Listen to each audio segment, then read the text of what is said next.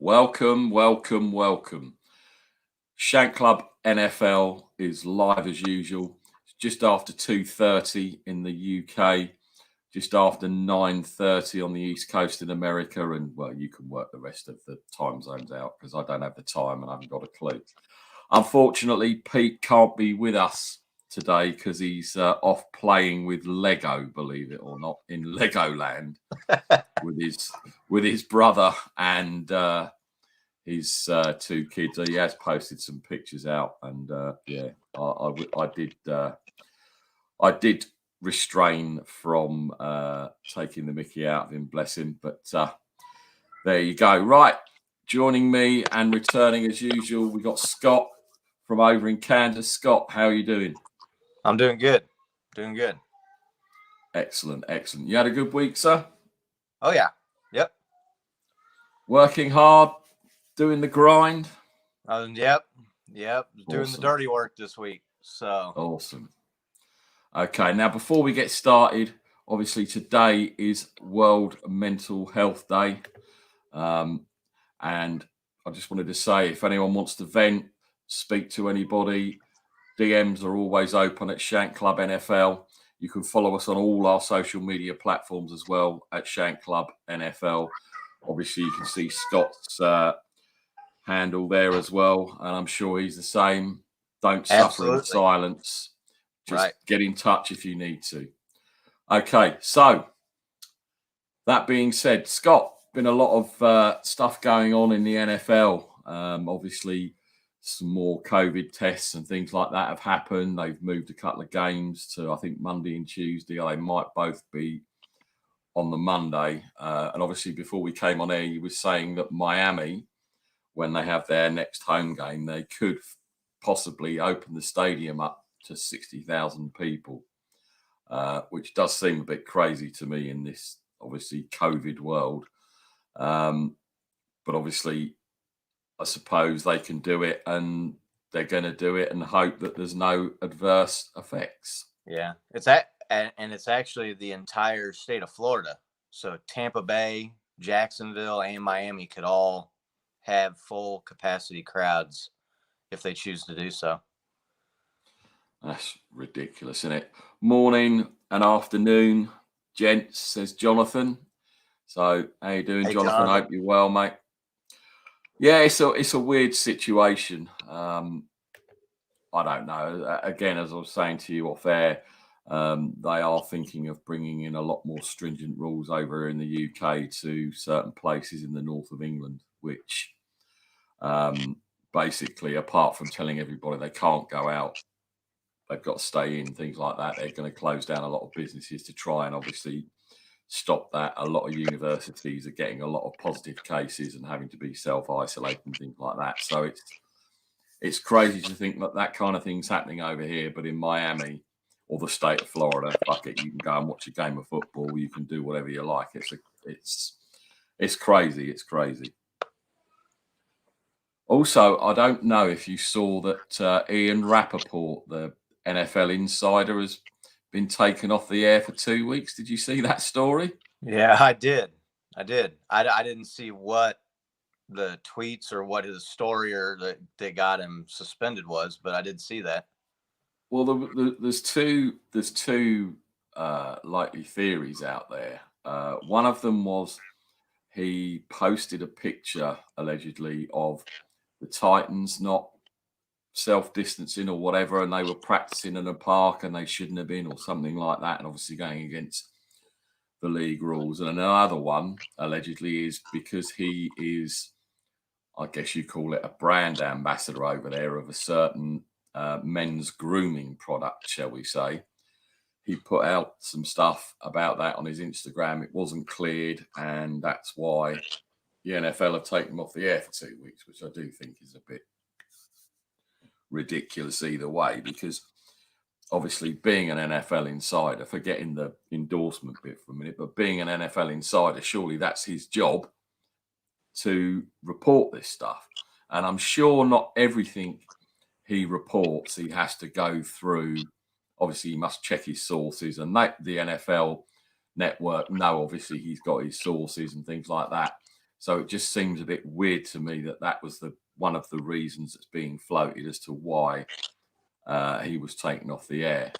It's a very, very weird situation. That, I mean, I like Ian Rappaport, but as I've said before with the NFL, and like I said the other week about that running back, I can't remember, Ray Rice and not Lamar. What's your old running back? Sorry, his name escaped me. Kareem Hunt. That's it. So again, it does seem a bit double standards to me in that respect. But yeah, it is very, very strange.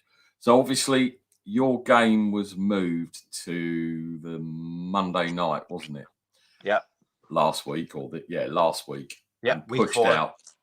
And pushed out the Packers game, which I did think was quite hilarious because obviously your golden boy needs to be in the spotlight. We all know that at the moment. So what did you think of the game in general? I mean, as you know, because we obviously talk during the night or the early hours, and you can't believe I've got up and it's not even my team. I don't know how you do it, man. It's football. So what did you think of the overall performance? They came out, the Chiefs, it was a close game. It was an entertaining game. Especially if you weren't, a fan of either team, it was a close game. They Chiefs came out, moved the ball pretty well there at the beginning, got held for field goals. They got a turnover there close down to the scoring zone. That was a field goal. The Patriots, obviously without Cam Newton, had to adjust a lot of what they were going to do. They had Brian Hoyer out there with, I'm sure Brian Hoyer's a nice guy and there's nothing is ever personal, but I just don't think he's very good. Had a blunder there at the end of the first half that took a sack that cost them 3 points.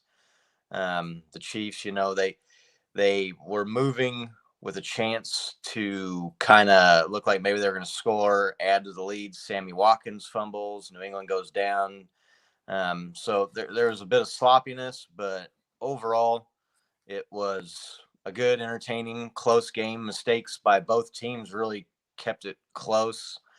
And yeah, the Chiefs came out with a win, 4-0, first team in NFL history, 4-0, 4 straight years.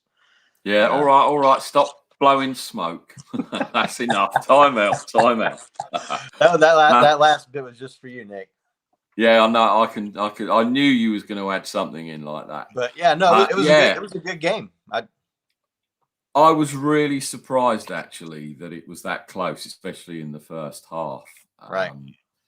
And obviously, being a Niners fan, I've had previous with Brian Hoyer, and there was only ever going if he'd have stayed in the whole game, there was only going to be one outcome.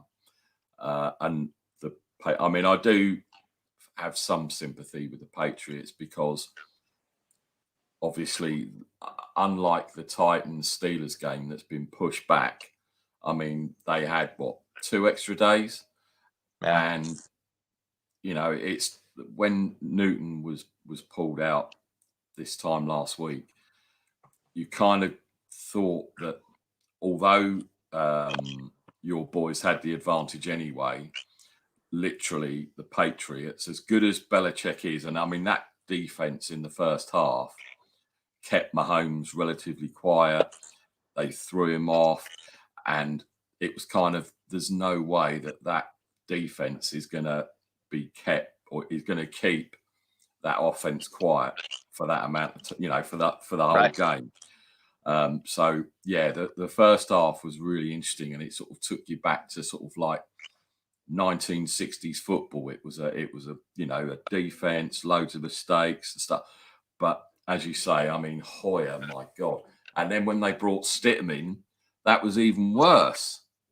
Yeah. And unfortunately, I haven't seen if Cam's been given the all clear yet. I haven't seen it, and I did check before we came on.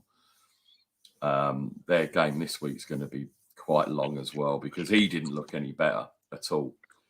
And obviously, me being a Niners fan and watching obviously what happened against Philadelphia, with Nick Mullins when he was in there. I mean, I don't know. I don't know if you've seen any of the highlights of the game, but he missed 2 wide open throws. I mean, you and I could have played pitch and catch over in the field, Right. and we could have done it. I mean, it was that easy. And then he started seeing ghosts, and they brought the third string in late in the game.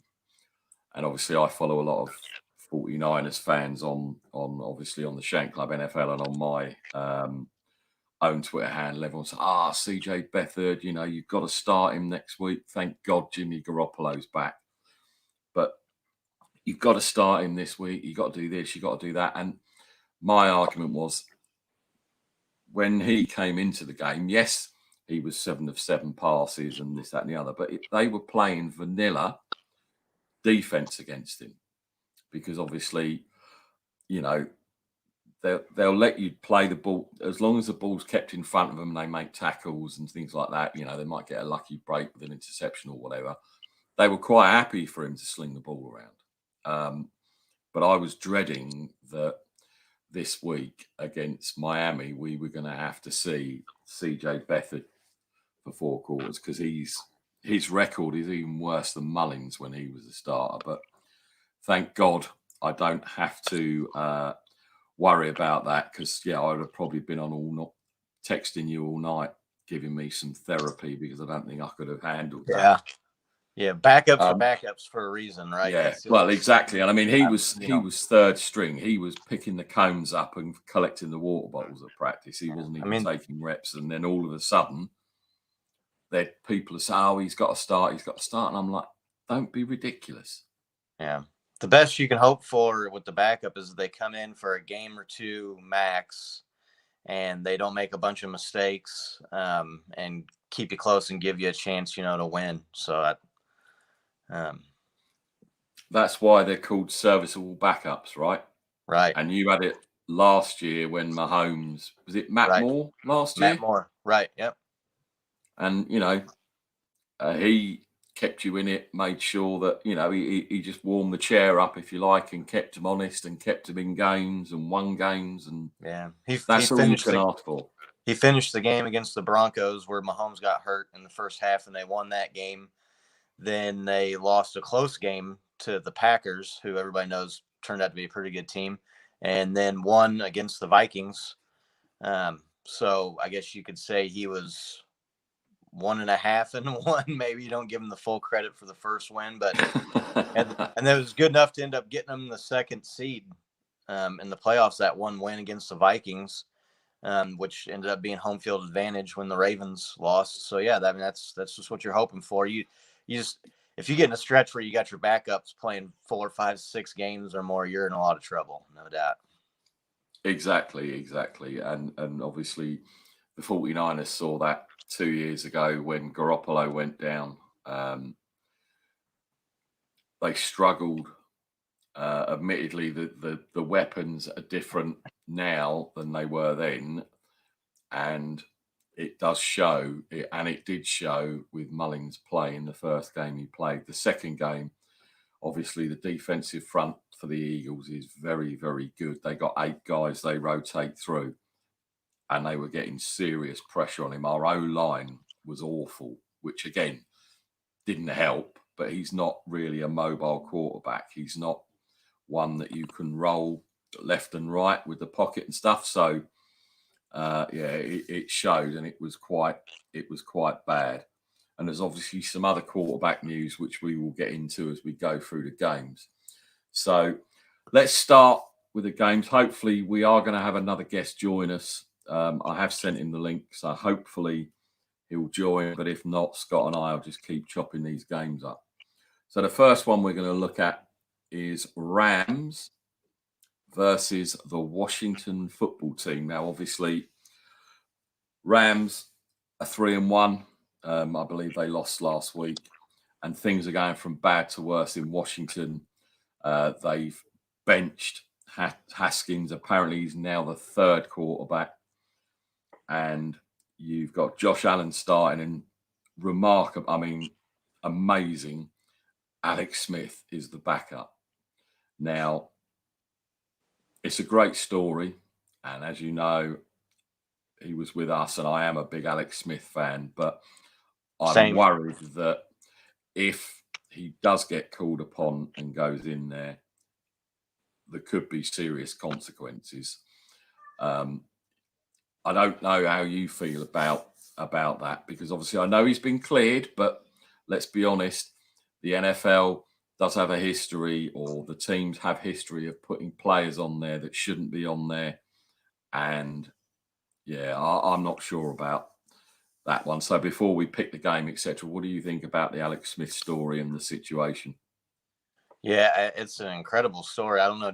Did you watch the? I think it was E60 did that thing on him, the Was it documentary eight about. 30 for 30? I haven't seen it yet. I think it was Um, E60, and it was just basically they followed him from the injury all the way through the surgeries and the rehab, and some of the pictures and things were just, I mean, gruesome is putting it lightly, with what they had to do to his leg, and they had to take muscle and tissue from one part of his body and put it down on his leg, and he was in the hospital for months. And just it's unbelievable that the guy was able to keep his leg, let alone now be listed as a backup quarterback back in the NFL. It's an inspirational story about, if you want something bad enough, keep working, and no matter how bad the odds look, just keep working and keep doing what you want.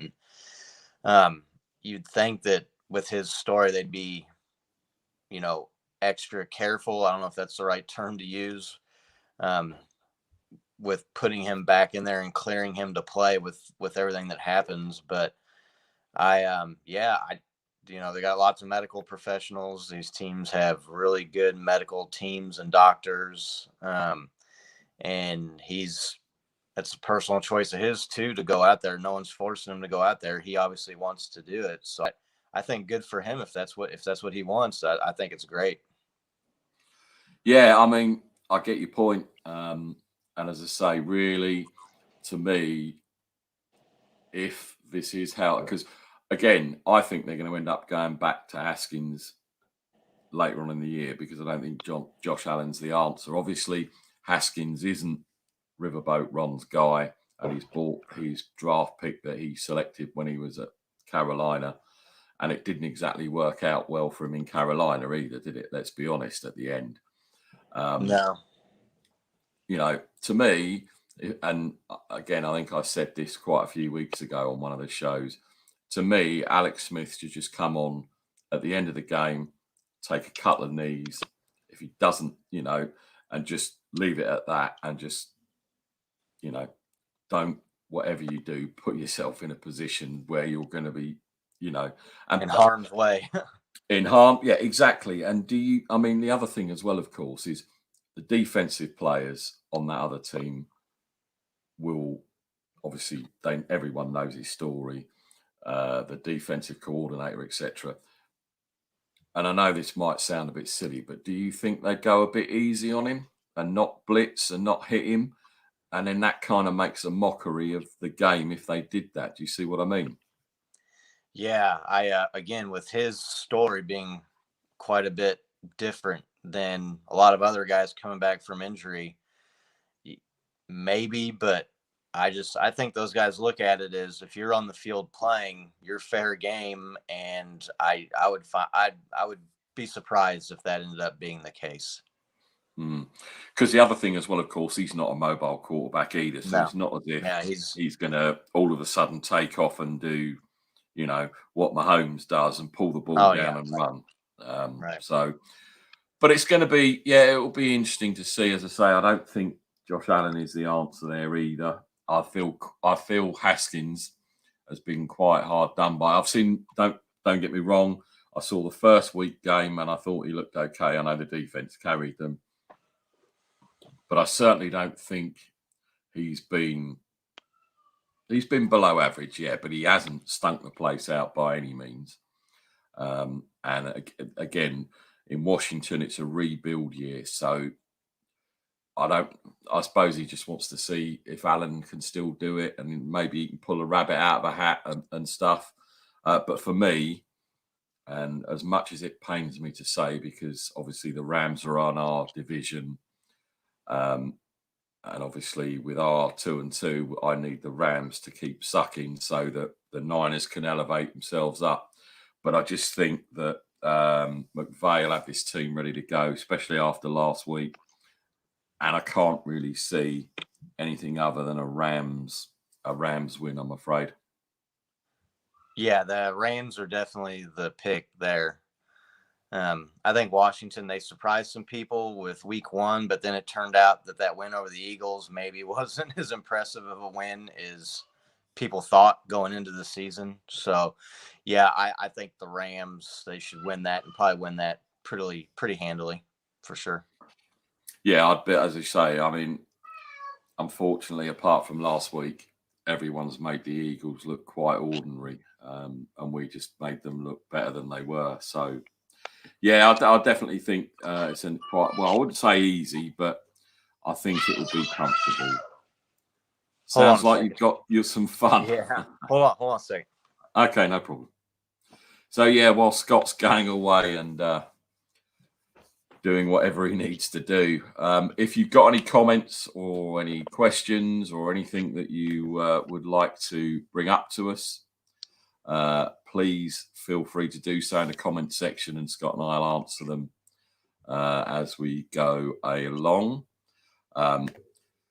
Interesting one there, Jonathan. Thank you. Who are your picks so far for Rookie of the Year? I'll come back to you on that one. I need to have a think. I mean, at the moment, and bearing in mind, I only kind of watch a lot of highlights. I only tend to watch the 6 o'clock games over here with one eye, and then obviously whenever the Niners are playing, that's all I watch. And then I'll go back on Game Pass and have a look and see what's going on. But I like Joe Burrow at the moment. I think he's a great player. I like Brandon Ayuk at the Niners. I think he's doing well. But no one I can see. I'll have to have I will come back to you on that, Jonathan. But there's 2 that I like so far. I think, I like Joe Burrow, but he needs to kind of calm down a bit, or he's going to get himself killed behind that line. The other one I like as well is the quarterback for the Chargers. And again, his name escapes me, so forgive me, but he is balling as well. Again, it's a shame that Justin Herbert, it's a shame that, again, he's not on a sort of kind of friskier, better team, because I think that would have been really, really good to see. So that's 3 that come to mind. I'll just ask Scott. Scott, who's your pick so far for Rookie of the Year? Man, I hadn't even thought about it, to be honest with you. I mean, I said Brandon Ayuk in San Francisco, Justin Herbert, the Chargers QB, and also Joe Burrow were the 3 that. And as I was saying, I don't know if you heard me, I don't tend to watch a lot of other teams. I always obviously watch the Niners game a couple of times, and then I might do the highlights of the others. But it's a quick flick through for me. But just off the top of my head, those are the 3 that have stood out to me. Yeah, I would probably pick one of those 3 as well. It'll probably end up being, a quarterback if it's a close race. Justin Herbert has looked pretty good. He's obviously made some rookie mistakes that hurt him in some games, but I play fantasy, and so you see a lot of these. I follow a lot of the individual players. So even though I don't necessarily watch a lot of games that aren't my team, I do follow other players, and there really hasn't been any rookie players lighting it up this year. Usually you see 1 or 2 guys come out and really just stand out, and you really haven't seen much of that this year. But yeah, Justin Herbert would probably be a good pick. I would say quarterback playing well. Another one there brought up, Chase Young. I believe he's Washington. Is he defensive line in Washington? Is he? I think. Yeah. Or am I thinking of someone? Edge player. Yeah. Right. I saw him in the first game actually, and he did. He's had a couple of good games, but as you say, unfortunately, injuries. They kind of you can have the best 6 or 7 games, and then all of a sudden get injured, and then everyone forgets about you after that, and you're not even thought about after Yeah. that. And with not Talking having, of that, I was sorry, just gonna Scott, say, Karen. no, you're all right. Just with not having the off-season training, and the training camps being shortened or limited, and practices and everything like that, that's definitely, I think, hurt the rookies.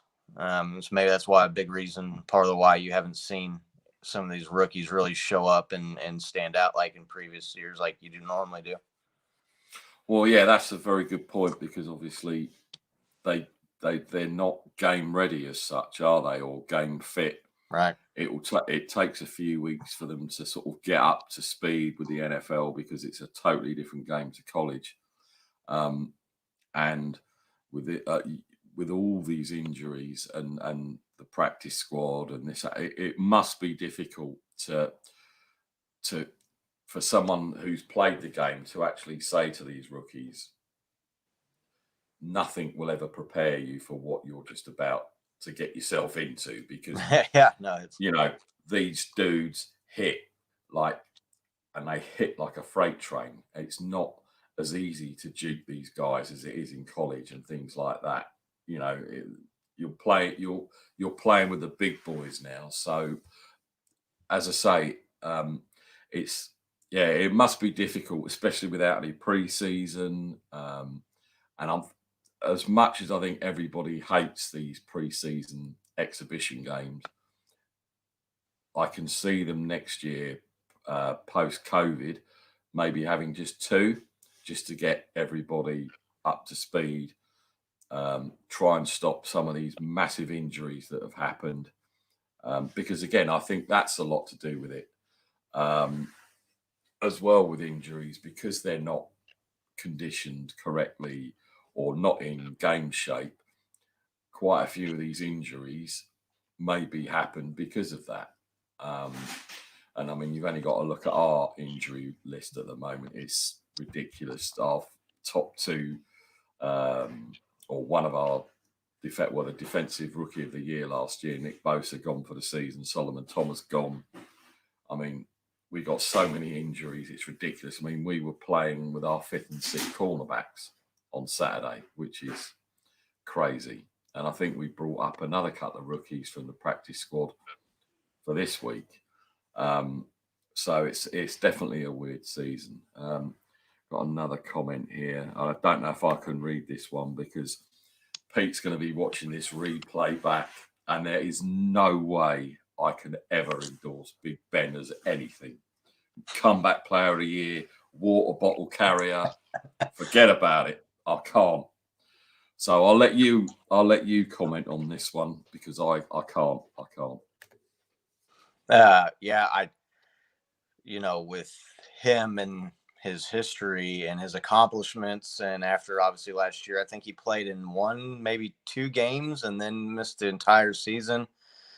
I kind of thought all off season, if he comes back and even just has a decent season, and this team's undefeated now. They didn't play last week, so they're 3-0. They're not 4-0, but still undefeated. He's looked like he's been playing pretty well. He's been making throws. So, yeah, I can't see anybody that would be in front of him right now for comeback player of the year.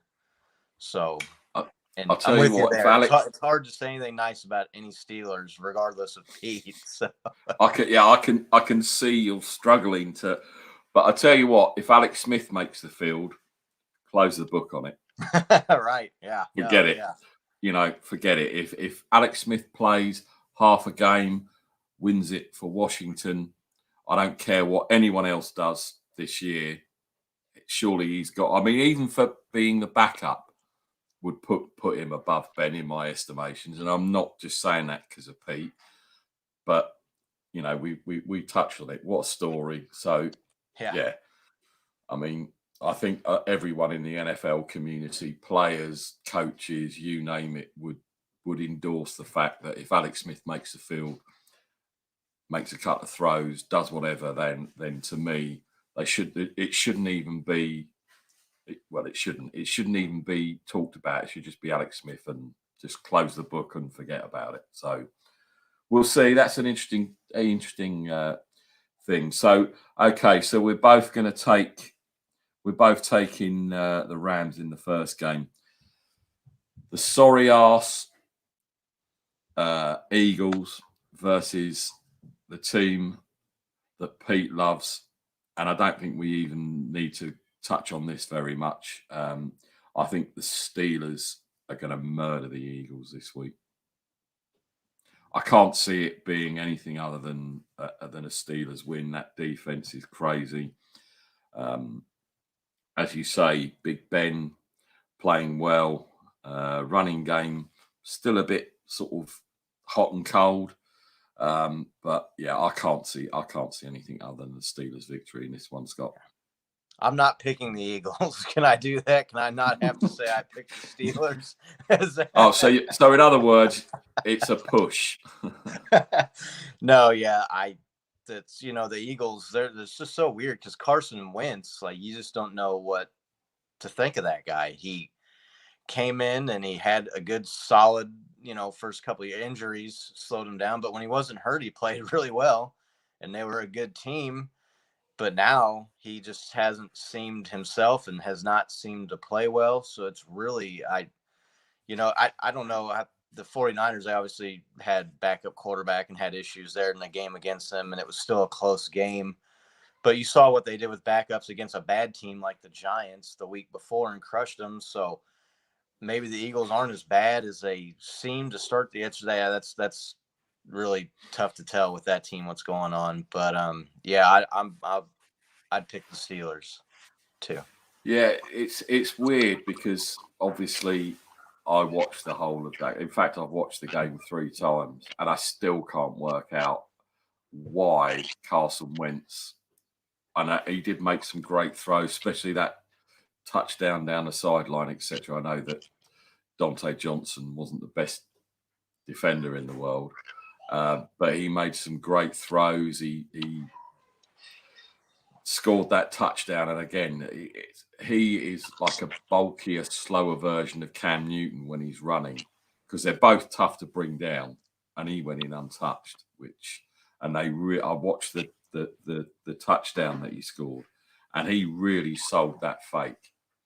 I watched the film. It's a shame that Jason's not with us because he could have broken it down and showed you. But one of the defenders was still chasing the running back while Carson was on the 3-yard line and running in, and the defender didn't even know that Carson Wentz had got the ball and gone past him. I mean, that's how good it was.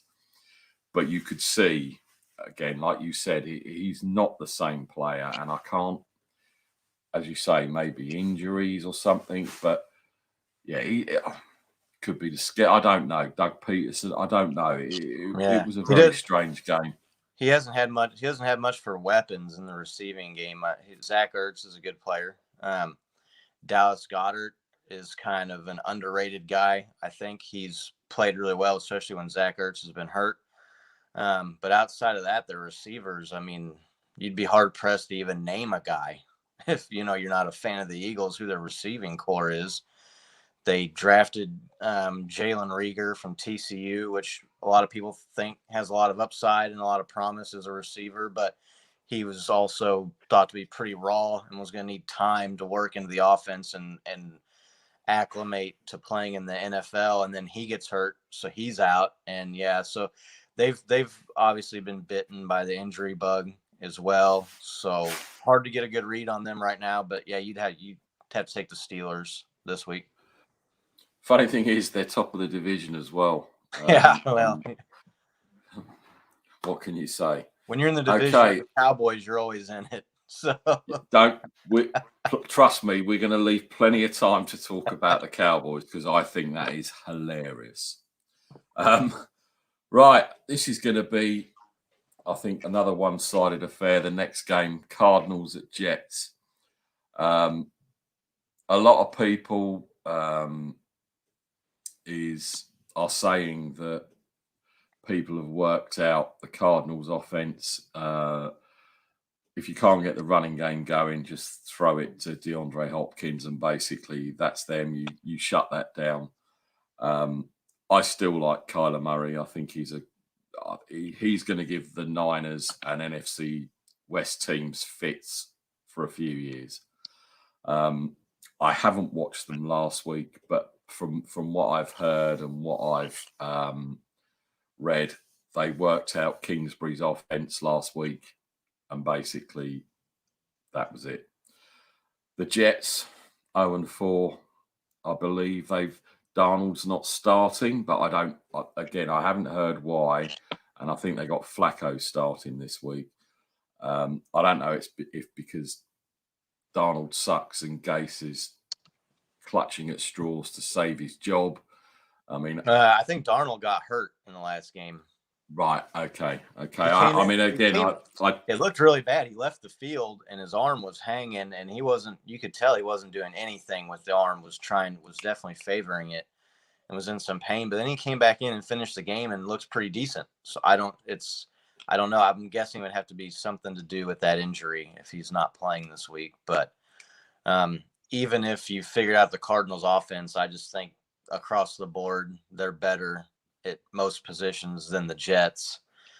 And they're a younger team, especially at the quarterback there. So there's going to be some growing pains. They looked good the beginning of the year and had some good games. So they're the pick there this week too, the Cardinals for sure. Yeah, I mean everyone, including me, probably was taken on by the Jets, and obviously they drafted that lineman to protect Darnold's blind side, and it hasn't really worked out. But who knows? It may be growing pains for rookie, maybe. But yeah, they've been awful, and Gase, I think, along with I see it. Go upstairs. the Cardinals, not the Cardinals. Oh dear, Atlanta. Sorry, Atlanta's head coach are definitely on the hot seat, but I think Gase's butt is starting to really heat up now. I didn't understand that hire when they made it. What did he do with the Dolphins that made you think that's a guy I need to get? I just don't. He's famously, Adam Gase is famously known as the QB killer, because wherever he's been, they've had a decent QB, and then all of a sudden he's a shell of his former self. He did it in Miami with Tannehill. Now, again, I'm not saying Tannehill's Hall of Fame or anything, but I think last year he showed enough that obviously they gave him that big contract in Tennessee. He's still got to live up to the hype this year. But yeah, I as you say, it was a strange hire. But then a lot of things the Jets have done in the last few years, nothing surprises me. They got that asset in Sam Darnold. They didn't protect him. They didn't put him in a position to win, and he's getting killed out there. Yeah. And literally, and the kid bounces up and he carries on, and then you just think to yourself, whatever he's getting paid, stick a couple of noughts on the end of it, because he's getting killed for nothing, losing. And if they do lose, more than likely they'll draft Trevor Lawrence, and then Darnold's done. Not through his fault. Kind of like that QB who's bounced around a few teams, and he's only, I'm terrible with names.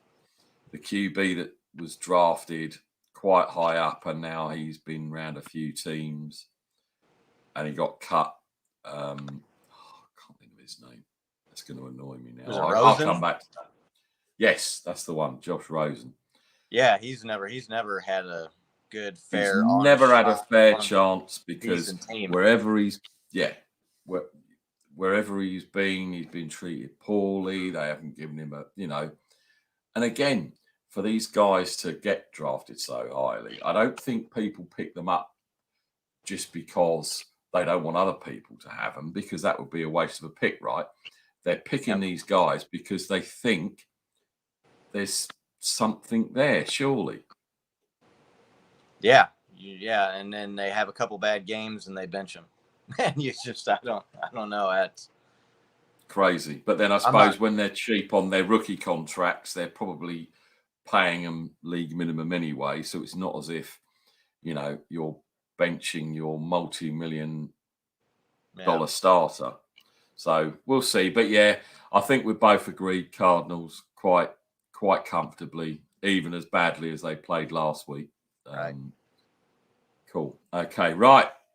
The Raiders versus the Chiefs. Now, I like this game because I want you guys to put 50 up on Chucky. I hate the Raiders. I hate Gruden. Go and kick their asses.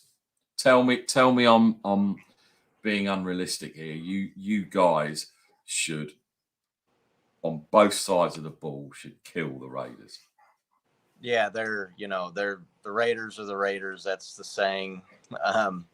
They're they had that surprising win against the Saints, but if you look at that game, the Saints shot themselves in the foot over and over and over, and it was still a close game there at the end. The Chiefs, that and they're playing at home, which I know people don't think is as big of an advantage, but you still take out the travel element of it. You're still playing with some fans, especially here in Kansas City. I think they've got several thousand people here still. So, that should be a comfortable win. Patrick Mahomes versus Derek Carr is all you really need to know there. And that's Chiefs all day for sure. What do you think of Derek Carr? And bearing in mind, again, he's another one that I think has been overhyped. I think he's quite ordinary. He's mistake prone. I still don't think Gruden wants him. From when Gruden came in that first season, I just got the impression that he was on a short leash, on borrowed time. I don't know who, and I'm trying to think who their backups were when they were on Hard Knocks. Mike McGlennon. Who was the other guy? I can't think of the other. But there was nothing behind him to put any pressure on him to if he basically you ride with him, because if you bit like Pittsburgh last year, they don't really have anything behind Big Ben, and that we all saw that play out. And I think that may be the case with obviously Derek Carr. I don't think he's that good. I think a lot of people hype him up for no good reason. Yeah, he makes some good throws, don't get me wrong, but for every good throw he makes, you'll see a ridiculous interception or a fumble or missing guys. And I don't buy it. I don't. I've never bought the hype on Derek Carr. Bit like his brother, really, who was drafted really, really high. And I never got the hype with him either. I mean, yes, he won a ring, but well, he didn't. He was on the squad. It wasn't him that won it. But yeah, I don't buy it. And as I say, I can't see it being close. I just can't. I'd probably, I don't know, 2 scores, maybe 3.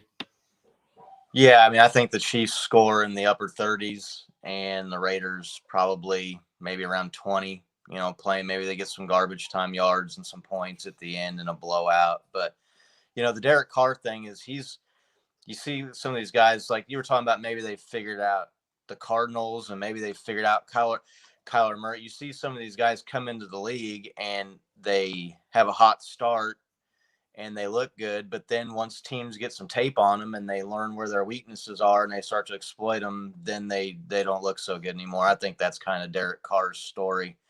He's not the worst quarterback in the league, but he's, I don't know if I'd put him in the upper half.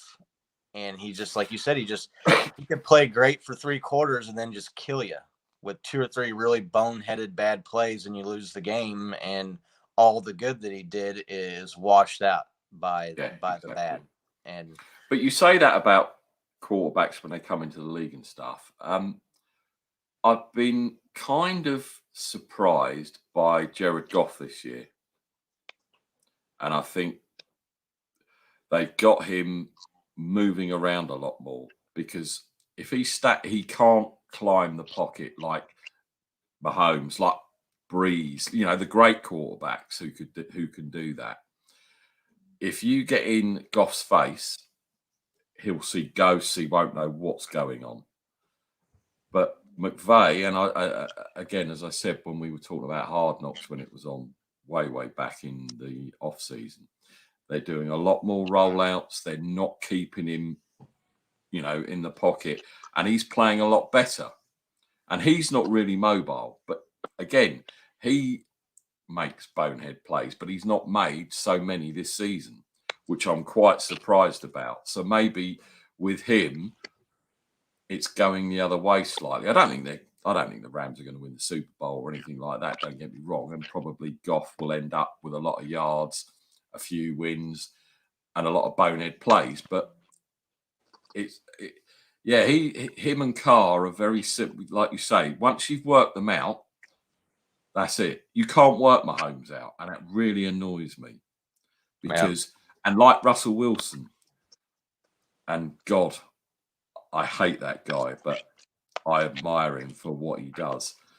You think you've got the little runt contained, and all of a sudden he's gone, or the ball's out, Right. And you kind of wish that they weren't in the league, because then it would be quite easy and everyone else would win, and it wouldn't be the Chiefs for the next 25 years or however long he's signed to. Yeah.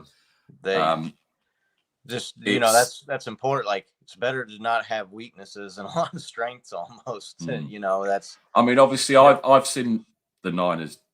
I lived through the Niners dynasty, and whilst it was great for me as a Niners fan to see them winning all those Super Bowls, for the NFL, it was kind of a bad thing, if that makes sense, because it gets boring, like Tiger Woods in golf, or Roger Federer in tennis, or whoever. Yeah. You just turn up, and a bit like, I don't know if you watch Formula One, but again, like, it's all Lewis Hamilton and Mercedes. Now, a lot of people say, well, he wouldn't be that good if all the cars were the same, and blah. And again, that you can put that to a lot of different people in a lot of different sports. It does. I mean, I switched off Formula One, I don't know, 4 or 5 years ago, because there's no point watching it, because it's not competitive. Who's at least win. Yeah, at least with the NFL, and any given Sunday is is quite apt sometimes, but there's not a lot of any given Sundays throughout the season, and you can kind of plot your way through. I mean, I don't know what if you were an outsider, would you say, oh, well, there's no point tuning in this season, because we all know Kansas City got all the best players and they're going to win it all, so why bother with it? I mean, if you were an outsider, would you think that from the outside looking in?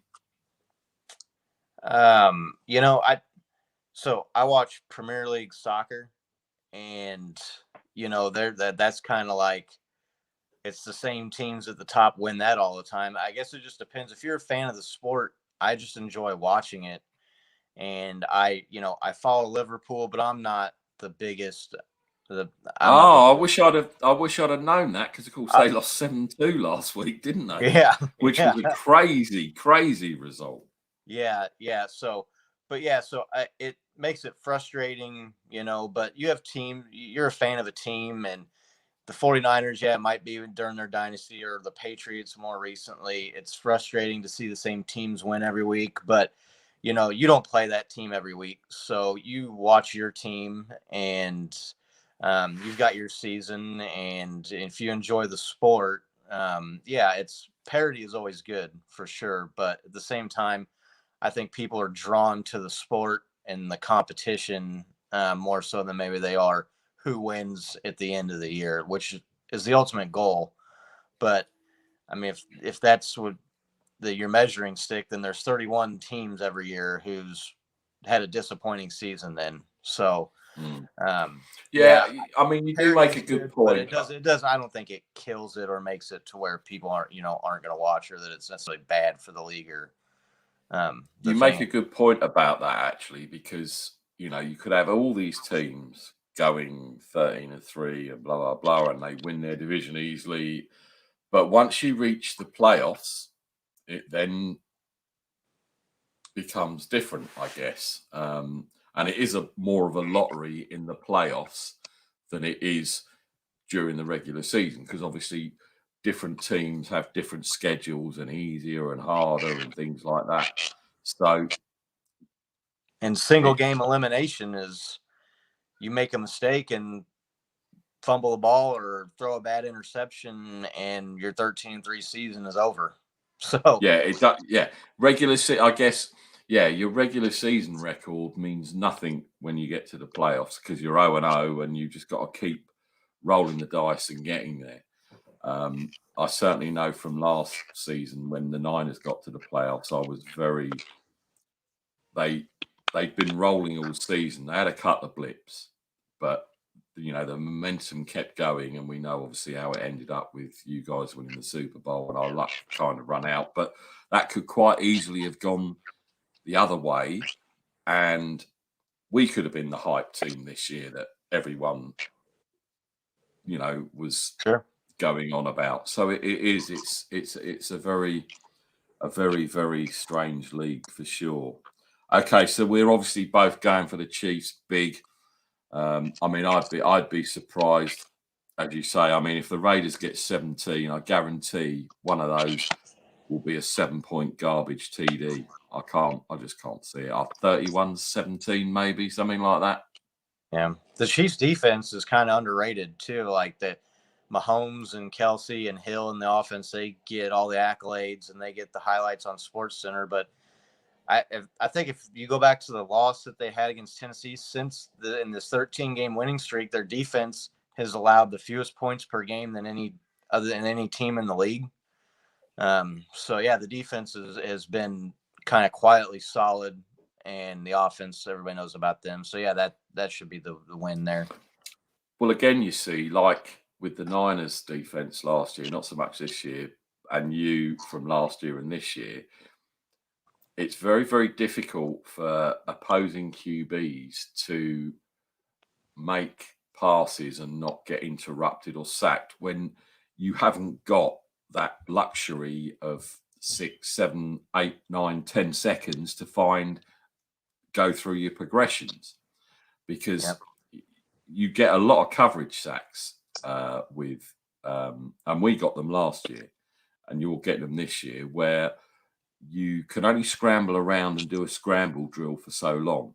And, the back end honey badger and the pass rush. And yeah, you do look a lot better this year on defense. And sometimes I'm not. Stats are very, very misleading sometimes, because you might have the 20th ranked pass defense, but the first ranked rush defense, and I don't know how they work a lot of these things out. So you could be like a top 10 defense, but when you watch the team, it doesn't show that you're a top 10 defense. Because I was surprised with the Niners last year. We hardly had any interceptions. Yes, we had some sacks, but we were one of the top defenses in the whole of the league. And I couldn't fathom out why and how it's all worked out. So it's all relative. But yeah, we'll see. Okay, I think the next game is going to be a bit of a snooze fest.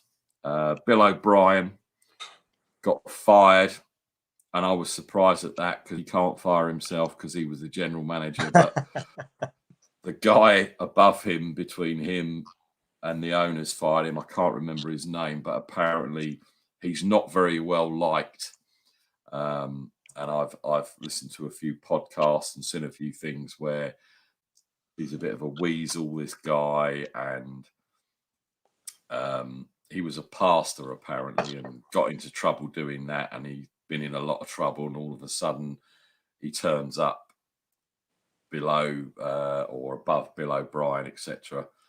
And I did see something that the straw that broke the camel's back with the Texans is JJ Watt had a massive argument with Bill O'Brien, and then the locker room basically said, "Screw you, we're not playing for you now, forget about it," and they went out and lost again.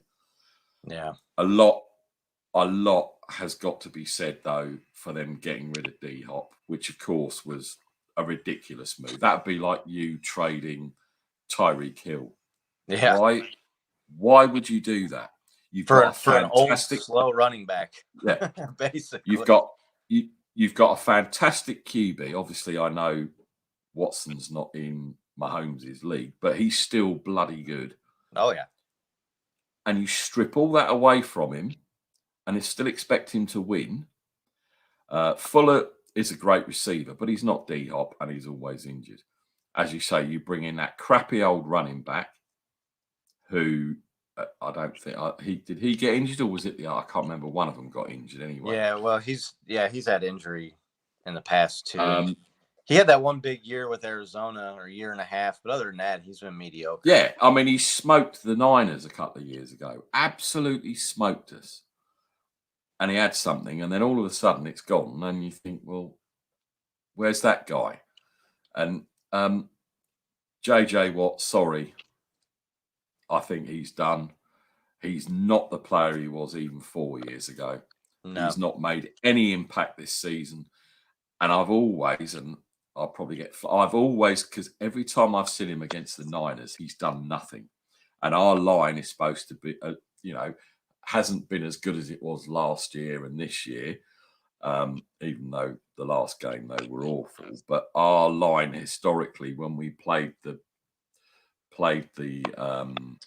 Texans years ago, he did nothing. And I've always said JJ overrated because I've never seen him have a good game against the Niners. Yeah. And yes, he has made some good plays, and you can't, because obviously he's been at the Pro Bowl.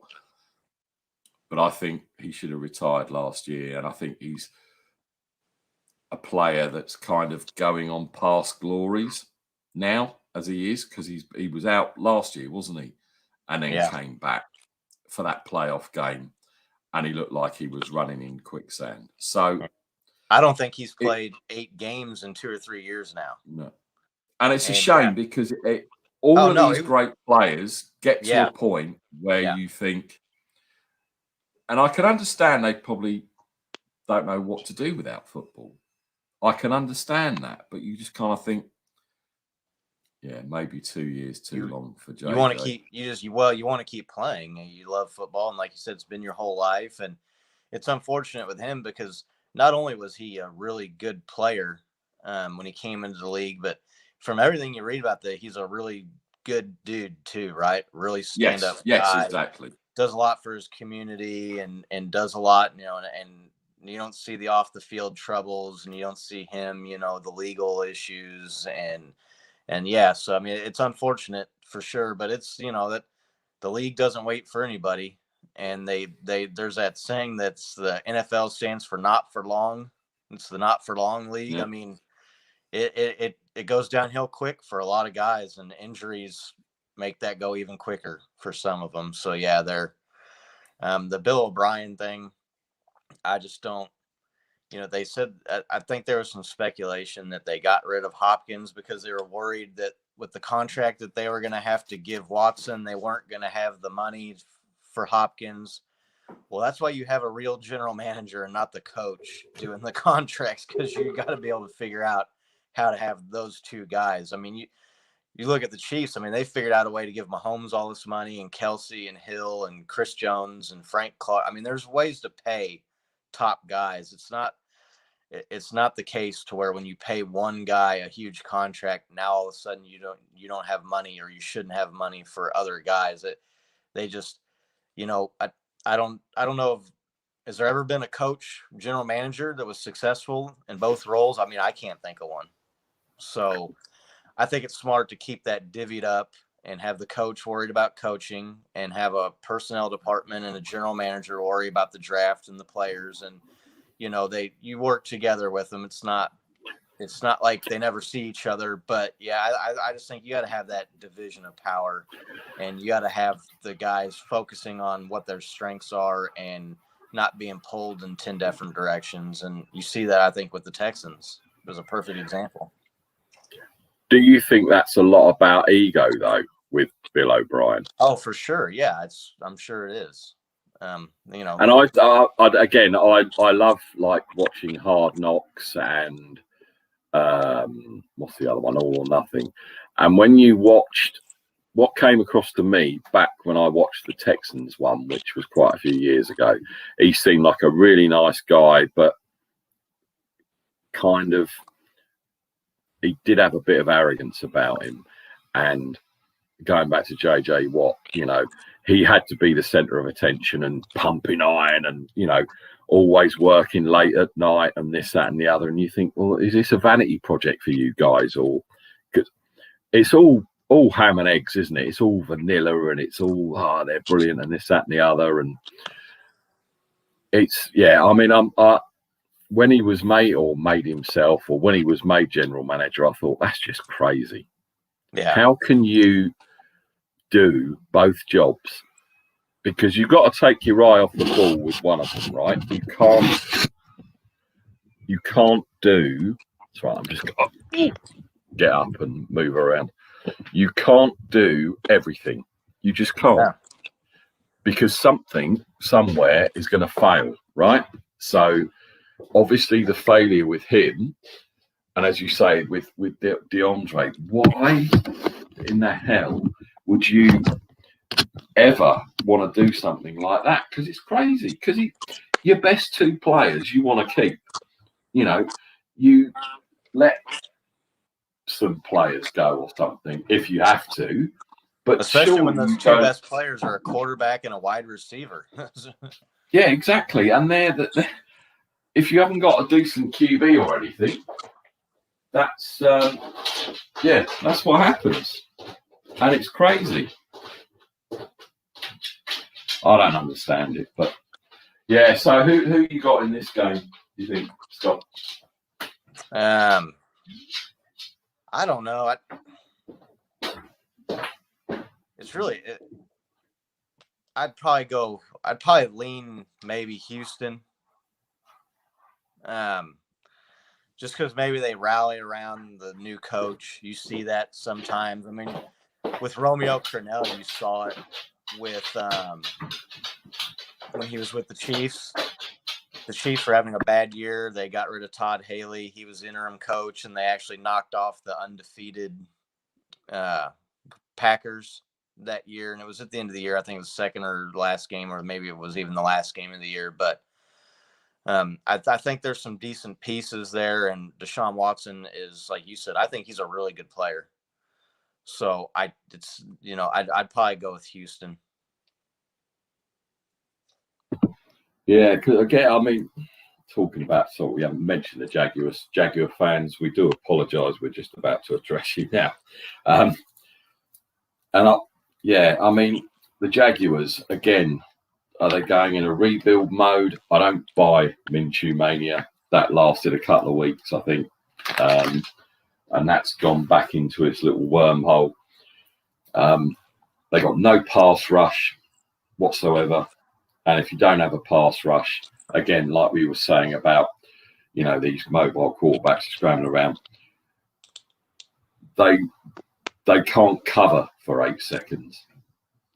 And because they got no pass rush, the guys are getting open, and it's just, and they're gone. Yeah. Another thing, they obviously with the Jaguars, they let go of Fournette. You can kind of understand why, because he's been injured ever since he'd left. Although I think he was active on Thursday, and that was another funny game, but we'll talk about that. Jaguars are a weird one. As I've said before, and everyone knows, I do have a soft spot for them for what they've done for the NFL in the UK. But even I'm not a fan of theirs, but I'm kind of getting bored with them now because Saxonville's gone. And that was only, 3 years ago, maximum? Yeah. Where they had that shot to win it all. And the window slammed shut. And I don't know where they really go from here.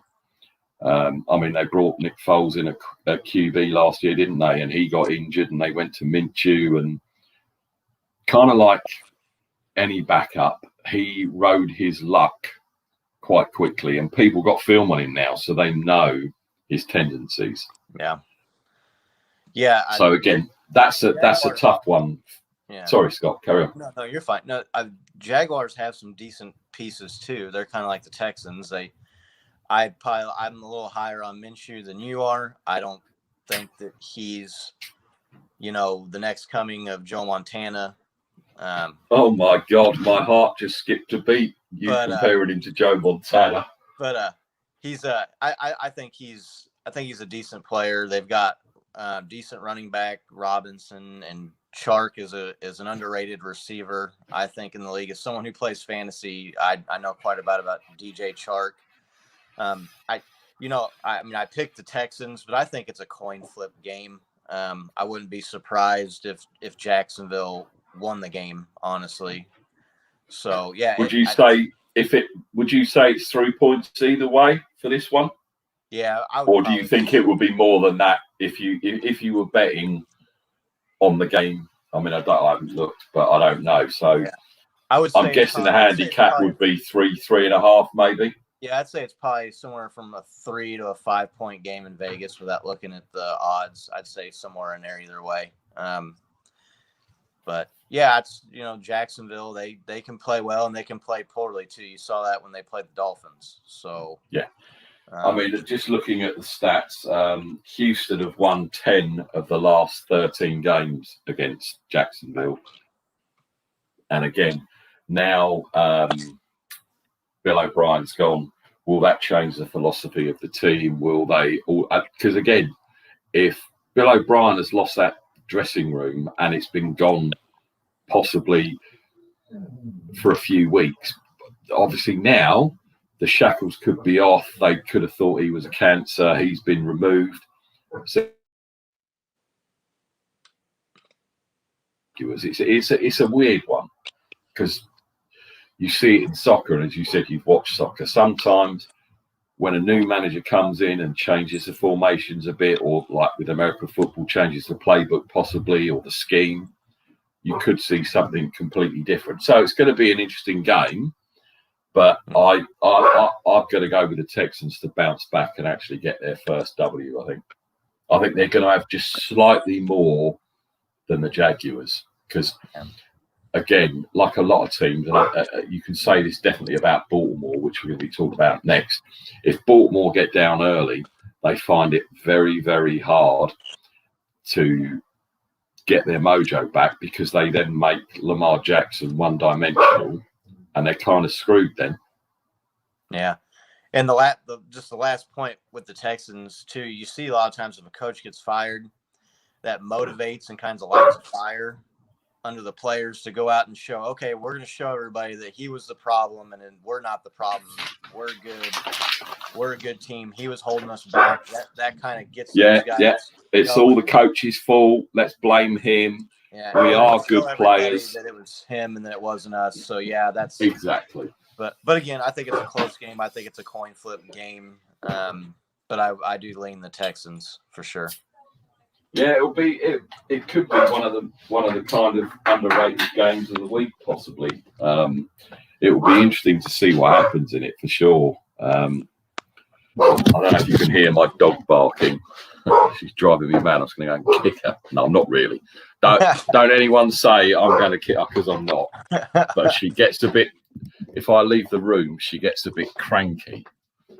So hopefully she'll shut up now. I'm back in here. It's going to be. It's got the makings of a sneaky good game that one. So we'll see. Go and lay down. Good girl. Hopefully she's shut up now. So the next game we're going to look at. The Colts don't turn that off because I don't want that going on in the background. The next game is the Ravens game. Now, did you or have you seen the highlights of the Ravens last week? They got back on track last week, and Lamar was Lamar again. So that always helps. They didn't kind of get down badly, so he wasn't having to do his usual running around, and he did score a great touchdown. But again, I think that was a lot of poor tackling as well. and they're going up against the Bengals, which I love watching Joe Burrow. It's just a shame again that he wasn't there a few years ago when AJ Green was in his pomp, because he's another player that I think's held on probably a bit too long, and it's showing this year. He's a lot slower. His hands aren't as good. He's still a great player, but he's not having the effect that, you know, the Bengals would want. They've got a good running game.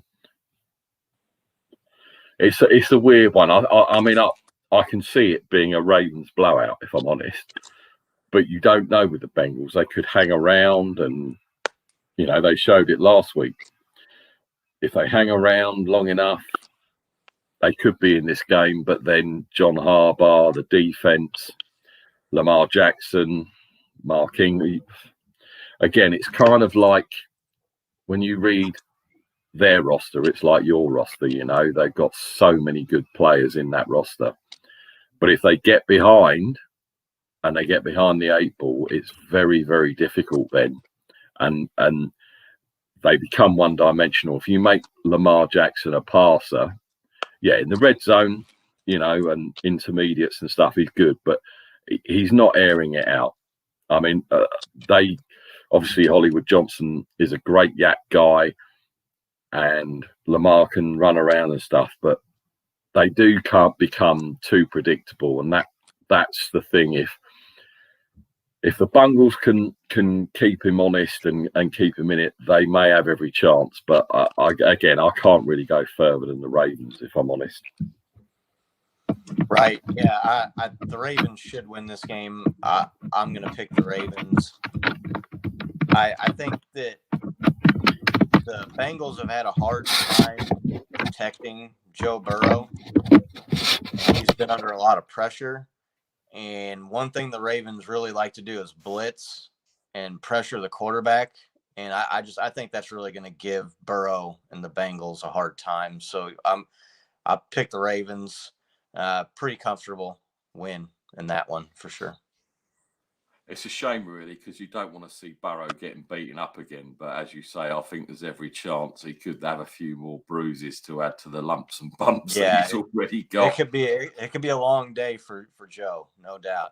But he's played really well, and he looks like I was a little skeptical of him when he was being drafted, because I thought, well, he had the one really good year at LSU, but if you look at the rest of his career, there really wasn't a lot there.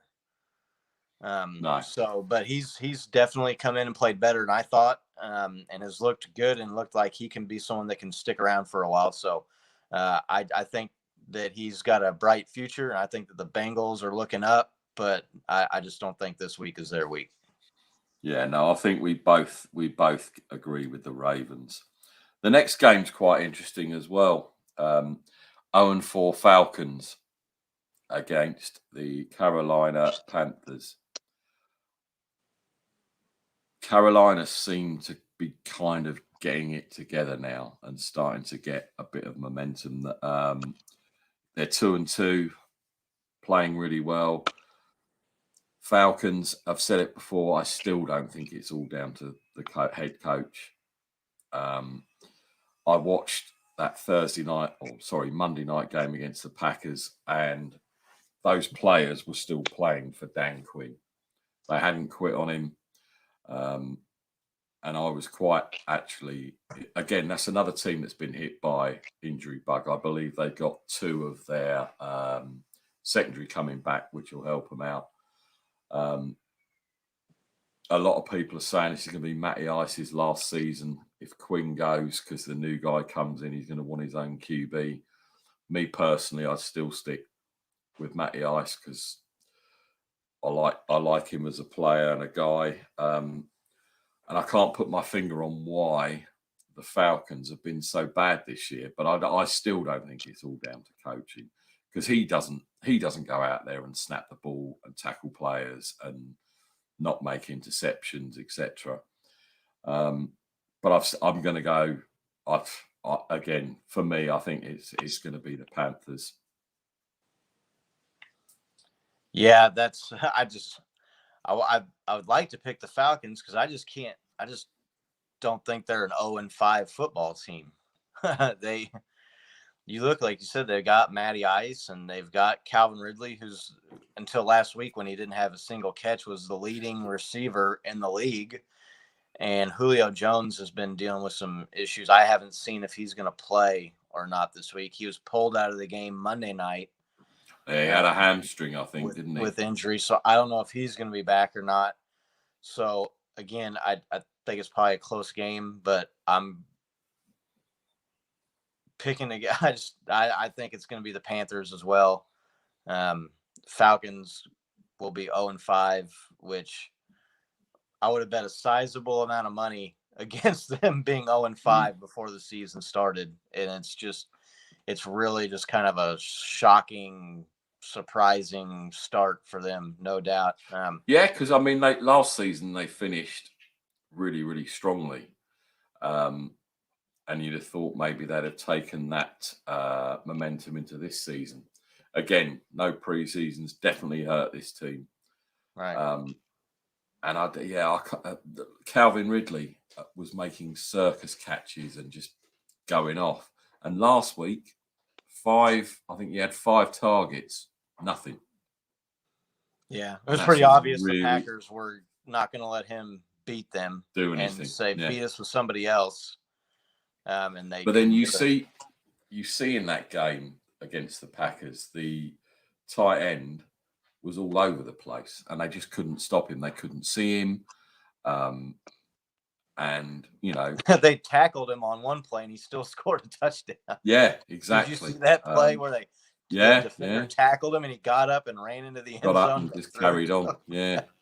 The other thing as well with that, and obviously we do have Falcons fans that follow us, especially the UK Falcons, and they want Dan Quinn gone. He's garbage, get him out of town. But you then have to think, well, who's on their staff that can take over, make any difference? I don't think there'd be any change, if I'm honest. He is a defensive-minded coach, but he's playing with one hand behind his back all the time because of these injuries in key places. And again, it's not Dan Quinn's fault that there was a busted coverage and that tight end was all on his own in the end zone. Or, as you say, he missed that tackle, or that guy missed the tackle, he rolled over and then ran on and scored. That's not Dan Quinn's fault. Yeah. So, and that to me is definitely, the Jets aren't a surprise, the Giants aren't a surprise, but the Falcons, as you say, I can't fathom it, because I've watched a couple of their games and they've just disintegrated. They gave up the first 2 weeks. They had big leads, didn't they? And they blew it on that. But again, that's not Dan Quinn's not the one that's calling the defensive plays. It's a weird one, but yeah, again, like you, Panthers for me, unfortunately. Dan Quinn was good enough to get him to the Super Bowl a few years ago. There you go. So exactly. I just think if they continue to lose like this and the season's a disappointment, something needs to change. And it's a lot easier to change the coach than to go through and try and overhaul the roster. So I think there's a decent chance that you see him go, whether it's justified or whether it's the right move or not, that could be debated. But something's not right there for sure, because that's not an 0-4, 0-5 football team. Definitely not. Right, next game on the schedule. Funniest defense, the worst defense passing is the Giants versus the Cowgirls. Now, I watched that game last week when we were doing our live watch party. Hilarious. I'm sorry. Anytime Dak Prescott puts up those numbers and still loses, it's hilarious. And I loved it. And I'm not a Browns fan. I know, obviously, Hellhound, if you're watching, he was watching with us, and it was just hilarious. I loved it. It was just one of the best games I think I've ever seen for hilarity. And again, this is an important game for the Giants this week. Danny Dimes can get his head in the game with their receivers. I can see them winning this.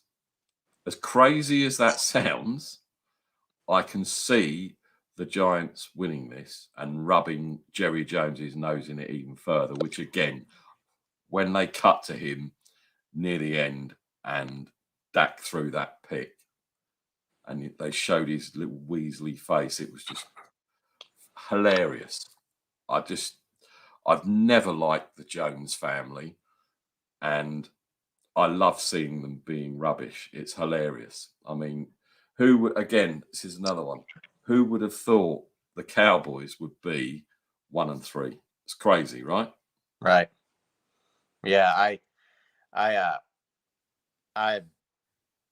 am not a Cowboys fan whatsoever. He kind of Dak Prescott's kind of picked up where Tony Romo left off, throws a bunch of yards and points and has big fantasy day, and they lose the game somehow. But with the Giants struggling as much as they are and not having Saquon, I think the Cowboys get off the schneid here. I think they get the win this week. When you look at the two teams' rosters, the Cowboys are clearly the better team.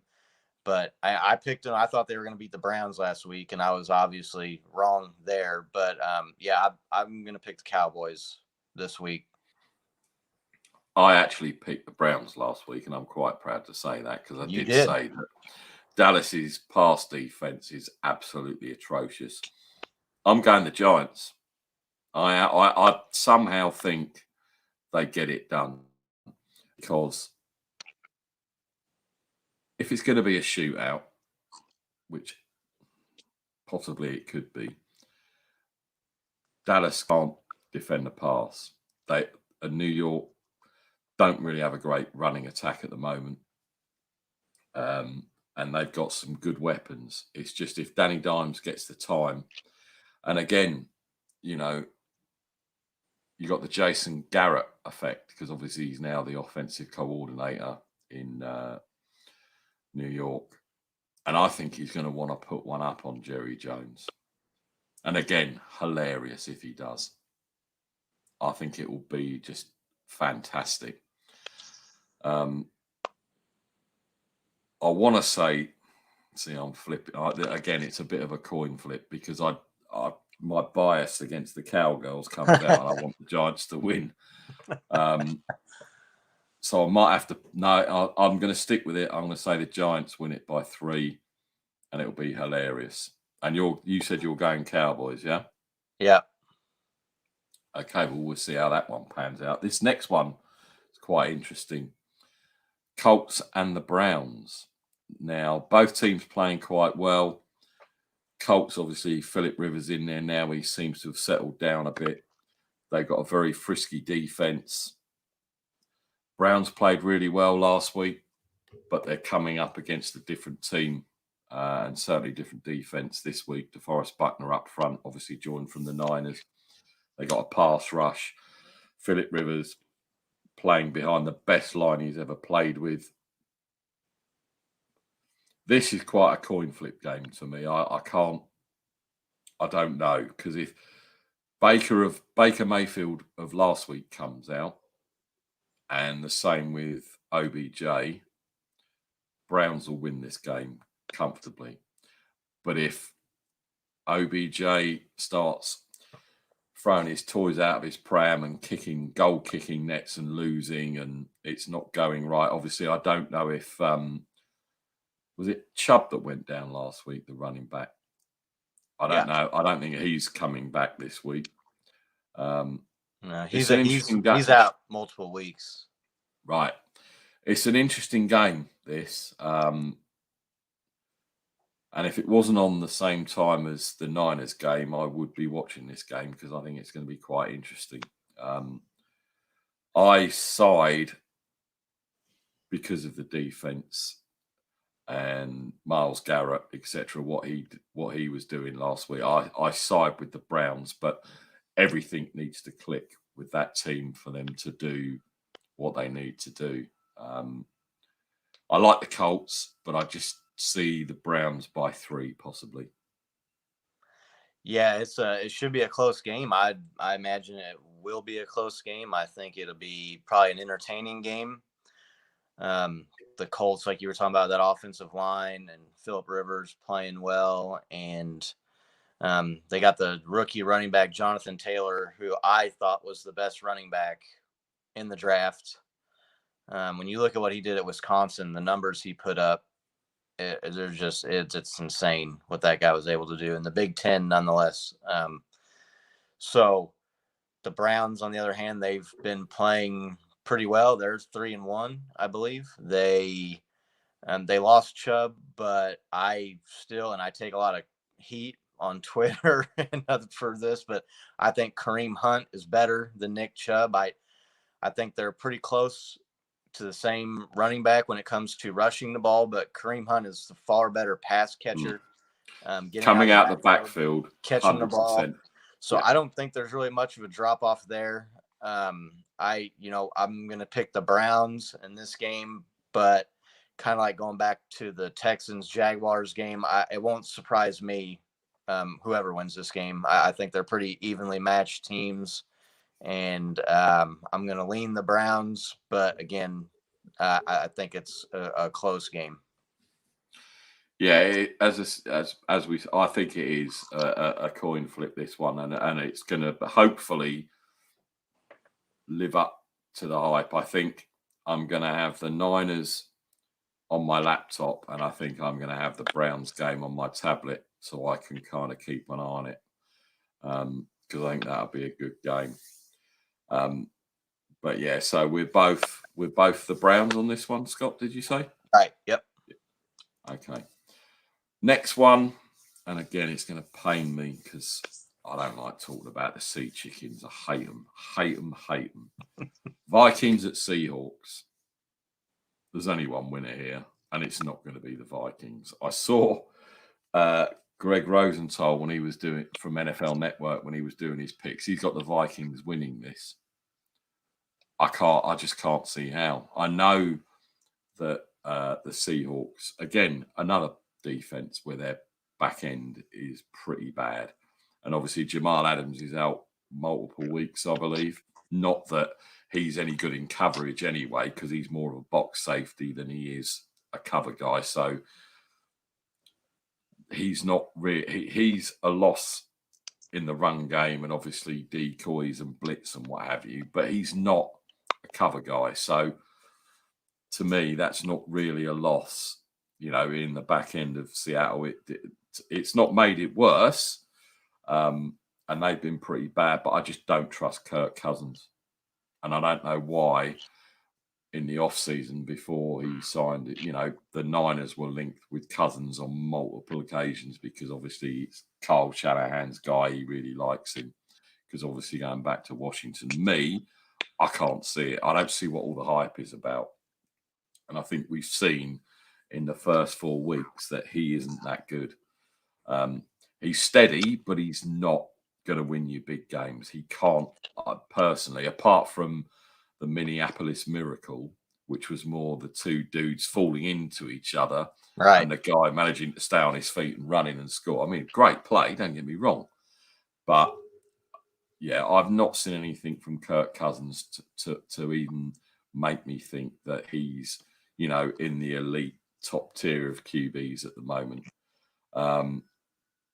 Seahawks for me, number 3, the little pipsqueak's going to do what he does. DJ Metcalf, Tyler Lockett. I can't say anymore, and I can't even. No, I can't say it.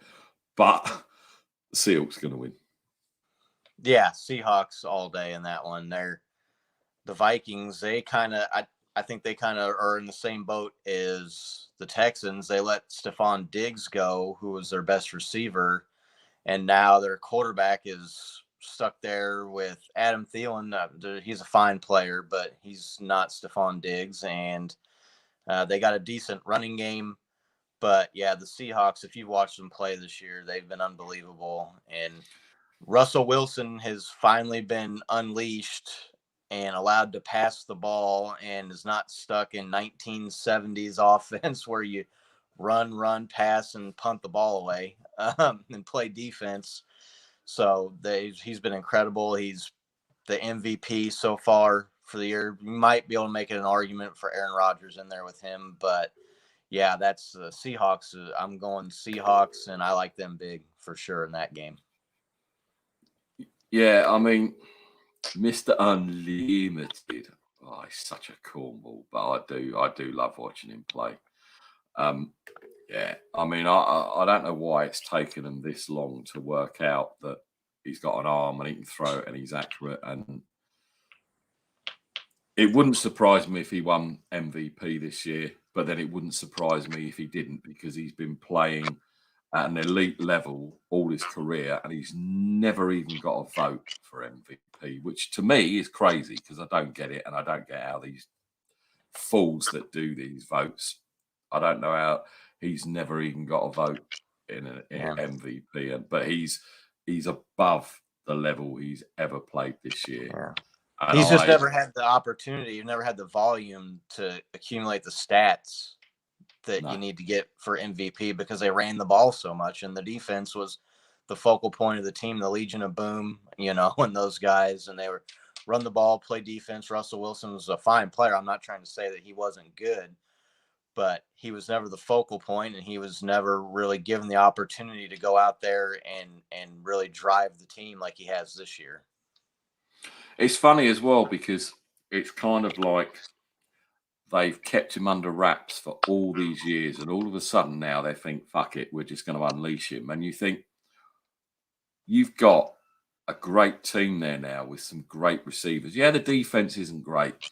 And I think bizarrely, the offense is carrying the defense this year, which it's never been that way, which is really strange to me. You normally previously I've sat down and I thought, oh, well, that's, it's the defense. They're going to do it. It's not going to be a problem. And now the defense is garbage. Well, certainly the pass defense is. And all of a sudden, the offense has just opened up. And as you say, it's crazy that it's taken all this time for them to work this out. And I don't like, I can't think of their bloody coach's name. I can't even think of his name, but he's in that vote advert, Pete Carroll. And he's in that register to vote advert, which again, I think is a bit stupid that the NFL are getting involved. I mean, I think that's anti-Trump, but hey ho, I didn't realise that the NFL network was anti-Trump, but that's how it comes across with the way that they think it. And it's, I'm only going to coach for 60%.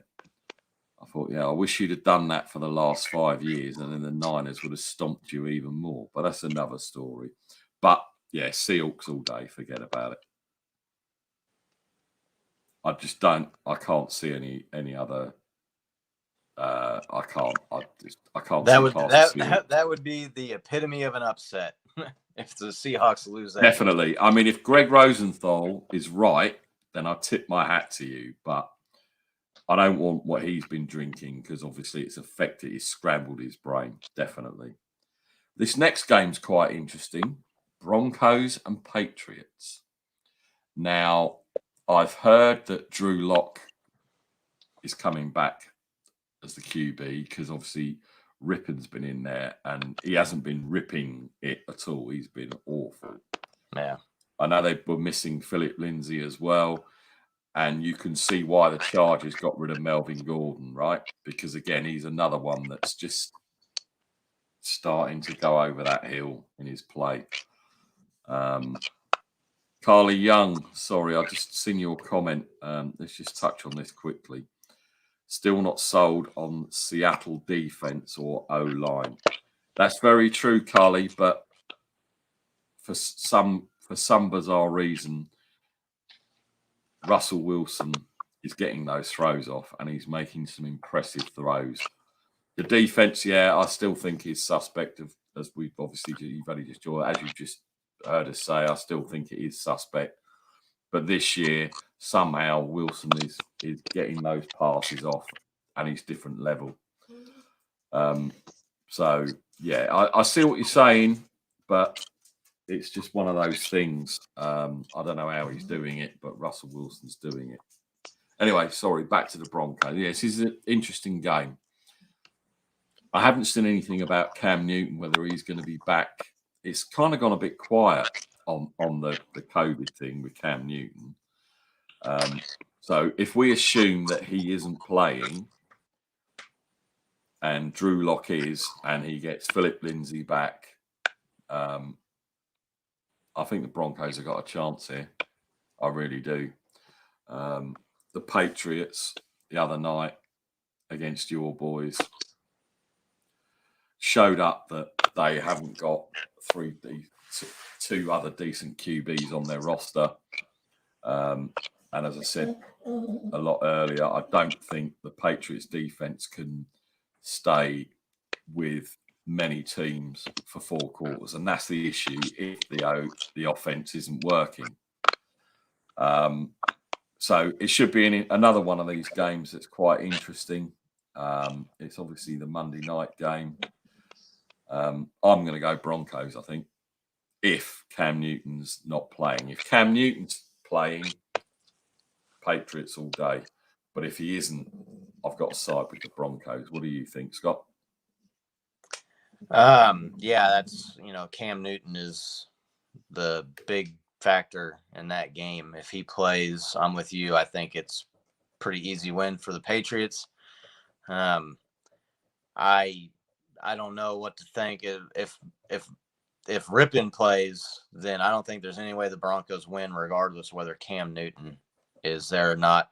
The last thing I saw was that Drew Lock was 50-50 to play, so he might be back. I'm going to pick the Patriots. I think they stifle them with defense and win a close game. That's just what they do.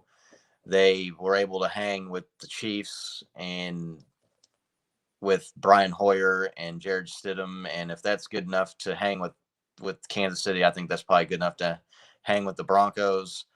The Broncos defense has been a little bit odd. I know they lost Von Miller, which hurt, obviously, one of the best defensive players in the league on the defensive line, nonetheless, where you're getting out there and you're rushing the quarterback and you're playing. And I think he's an edge player. Maybe they classify him technically as a linebacker, but he's a pass rusher.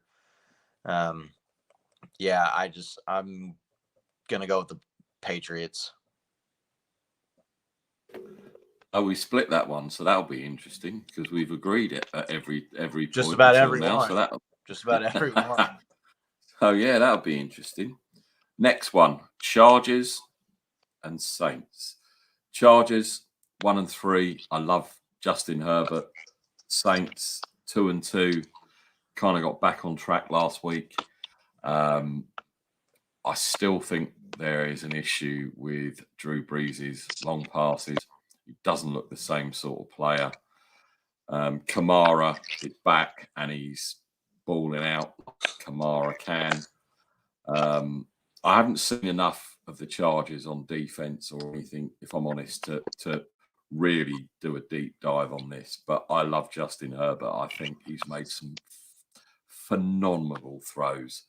He's been named the starter for the rest of the season, which, with what happened with the punctured lung and the injection, I'm quite surprised about because, I don't know. They must have done something behind the scenes to keep him quiet because obviously it's a major thing to happen with a doctor doing what happened.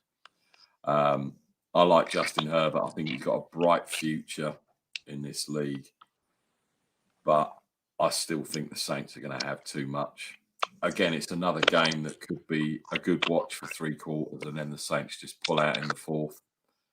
But to me, the Saints are still dangerous for obvious reasons. But again, I still think that, Breeze is a little bit suspect with his arm. Maybe he doesn't need to throw long. Who knows? But yeah, I've got to go with the Saints. Yeah, so the Chargers, they're without Austin Eckler, who's out. I think he's on injured reserve, so he's going to be out at least 3 or 4 weeks here. So they're down to Josh Kelly and Justin Jackson at running back. I like Justin Herbert, but he's shown the tendency to make rookie mistakes, which has hurt him. The Chiefs game where he threw the interception really hurt him. And then he had a play last week that hurt the team. It was kind of a rookie thing again. The Saints, I believe Michael Thomas is coming back this week.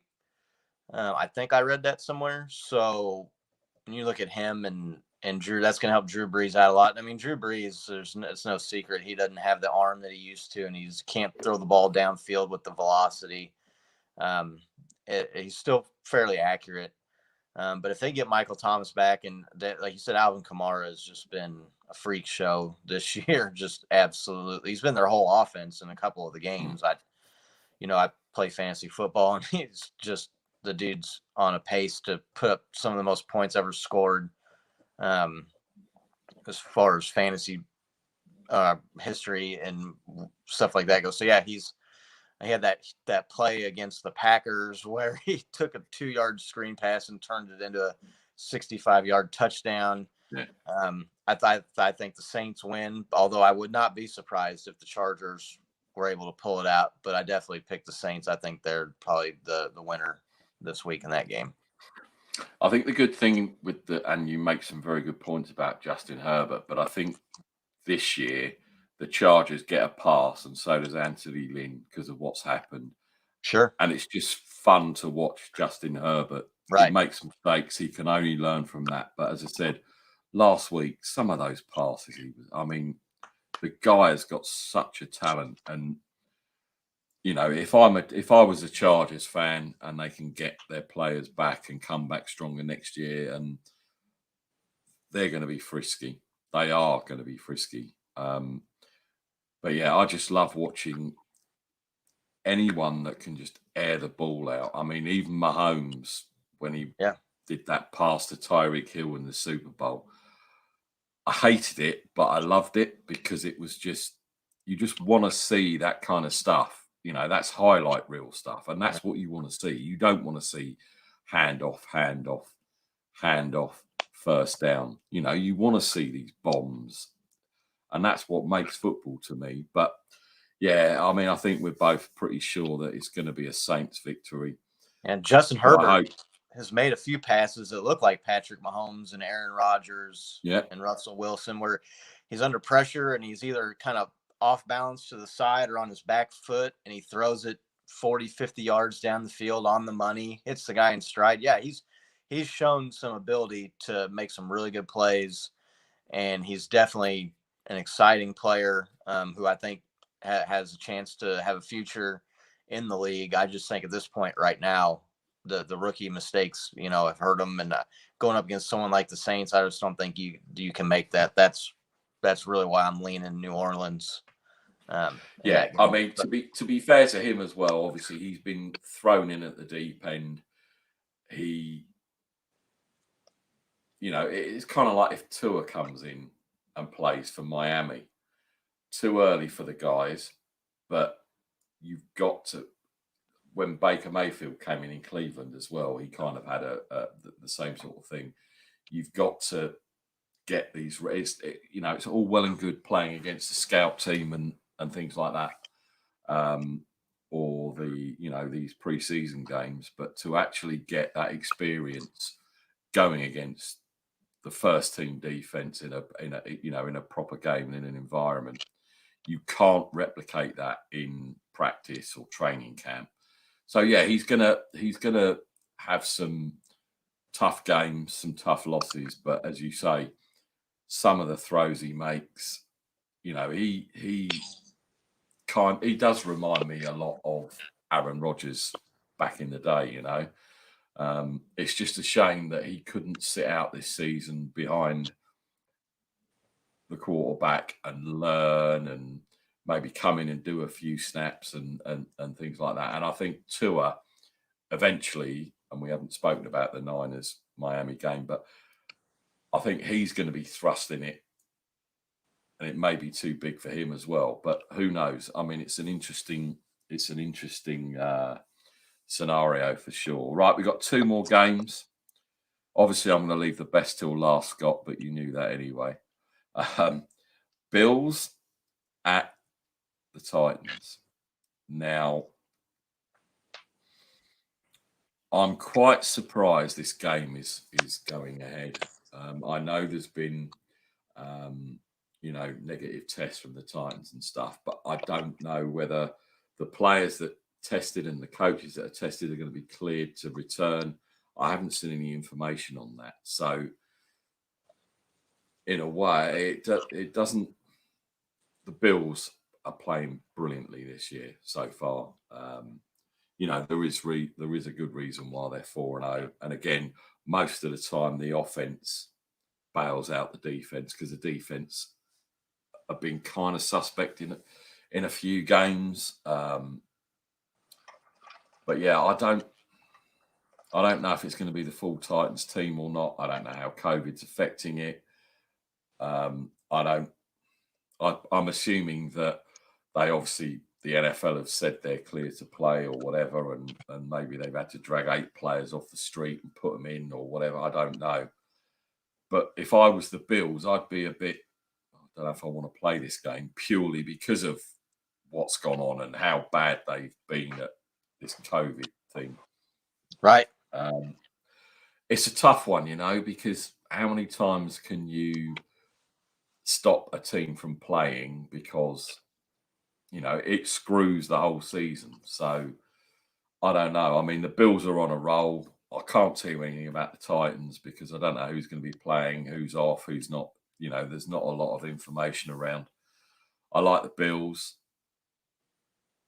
They are quite worrying, I think. Do you play the Bills at all this year, or is it only if you get to the playoffs? No, they Chiefs play Bills next week. Right.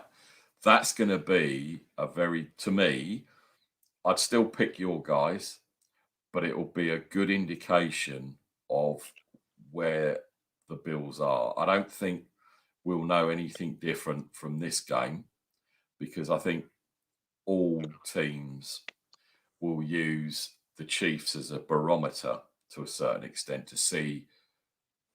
They think they're good, but then they come up against the best team in football and it's like, shit, actually, we're not that good. And I think the Bills-Chiefs game will tell us who Buffalo Bills are. And I'm quite actually looking forward to that game next week. I thought I'd seen it on the schedule, but I didn't know whether it was further down the line. But I can't pick anything apart from the Bills in this one. And as I say, I'm surprised it's being played. You don't know who's going to be on the Titans team, whether the COVID guys have come back, whether they haven't. Same with the coaches. I mean, to me, it's a bit of a clusterfuck, if I'm honest. Yeah. So, but I can't pick anyone but the Bills. Yeah, I'm going to pick the Bills. They're playing well. Tennessee has been playing fairly well, but you just have no idea. Like you said, who's going to play? You have no idea.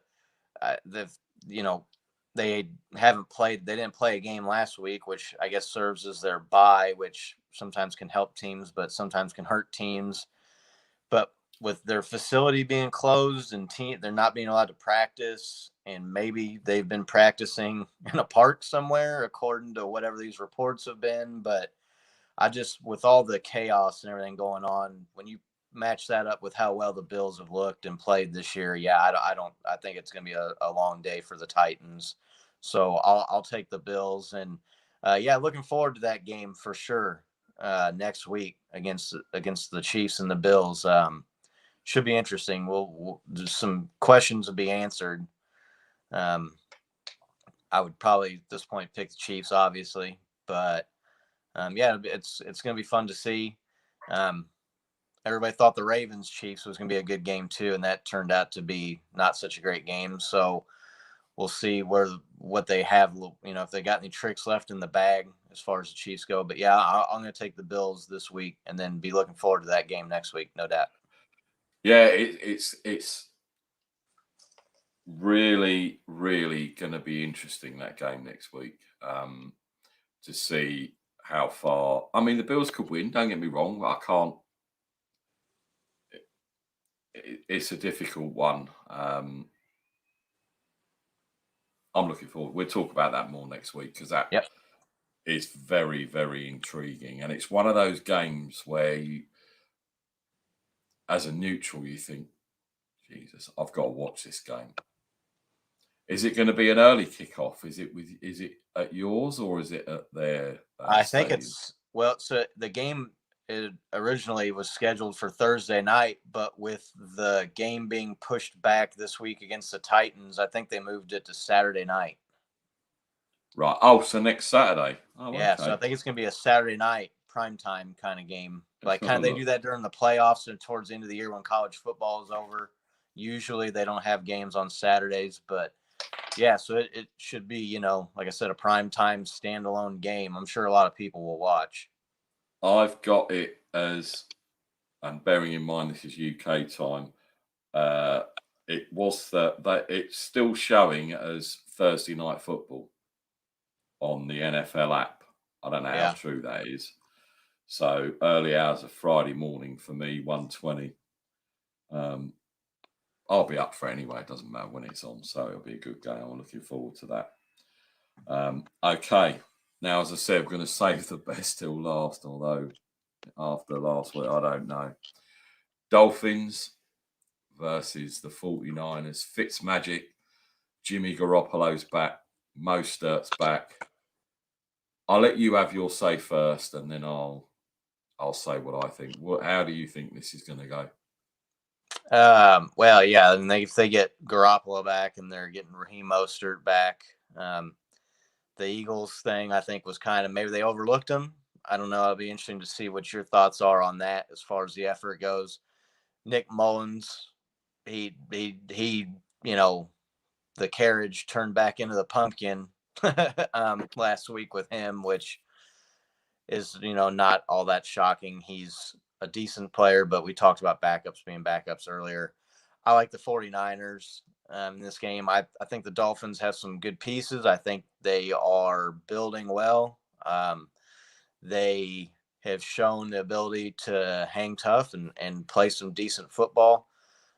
They've got, like you said, Fitzmagic. It's kind of hard to tell if he's going to be, good or bad. It doesn't seem to be much middle ground with him. He never seems to be average. So I like the 49ers. I'm not too concerned with the game against the Eagles last week when you got a backup quarterback going against a team that maybe you overlooked and is desperate and needs to win.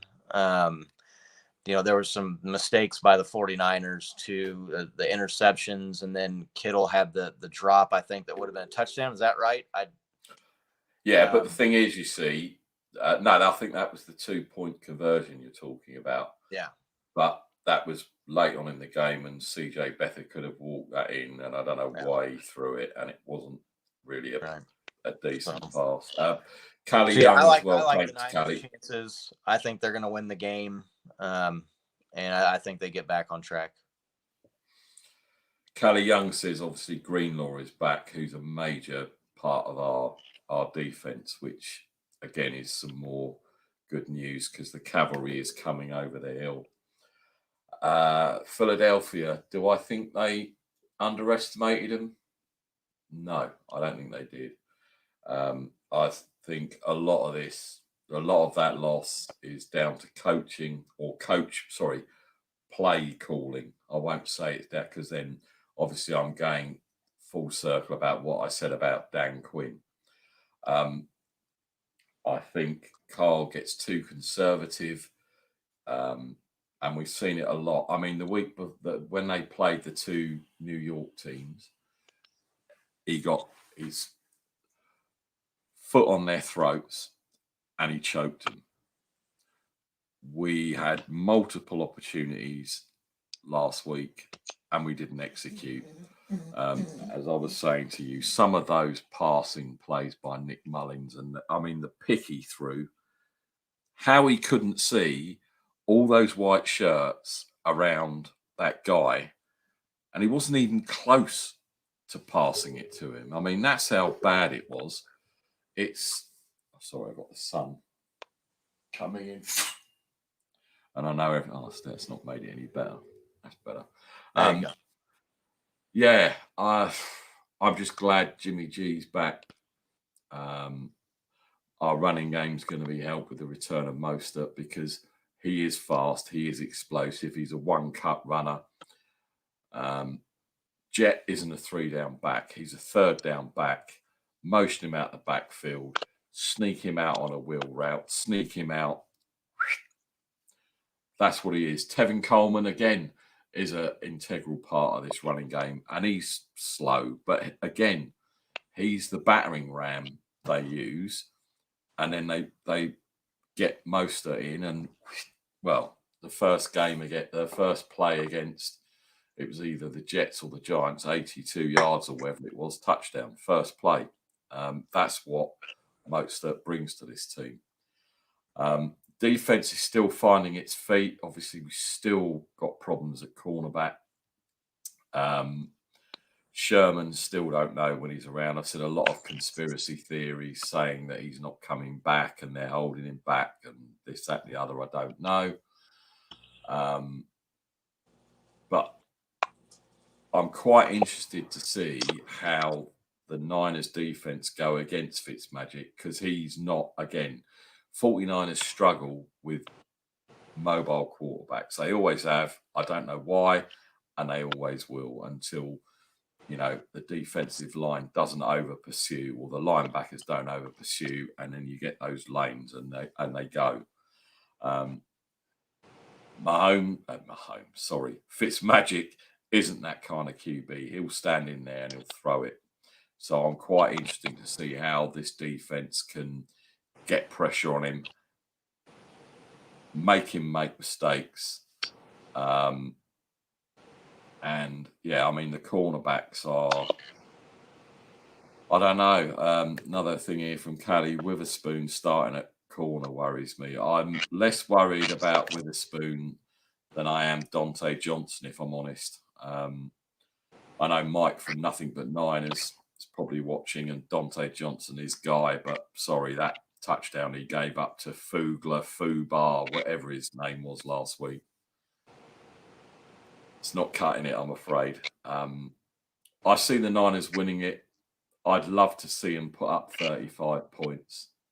I can't see it. I just hope and pray that Jimmy G comes out of this game, doesn't re-injure his ankle. Apparently Dante Johnson's out. Oh, well, that's good. I can rest a bit easier now. But I'd still rather have Witherspoon than Dante Johnson. I can see the Niners winning it. But I'm interested to see how Fitzmagic will do against this defense. We got the Rams next week. Again, another test. I don't underestimate. I knew we were going to absolutely smash the two New York teams. I thought we were going to win last week. I was convinced that last week. This week, again, different animal. Brian Flores. I don't think that defense has got any better than last year. So I think we can move the ball and put some points up on this team. So it'll be an interesting game. Of course, I'm a homer. Of course, I'm going to go for the Niners. So I think, we both said the Niners on this one, right? Right. Yep. Cool. Okay. Don't forget, everyone, it is World Mental Health Day. As we said at the beginning of the show, don't suffer in silence. If you want to vent, get anything off your chest, there's professionals that can help you in your countries. I know over here we've got the Samaritans and various organisations, Mind, etc. Don't suffer in silence. My DMs are always open. I know Scott's is as well. Any issues, anything like that, please don't suffer in silence. Please reach out and make sure you talk to someone. That's very, very important, especially with the pandemic and everything that's going on. And we discussed it off air about what's happening in this country. You've got to, you can't suffer in silence. Too many people do that. And we all know where that can lead. And I don't want to see that. I've suffered from it.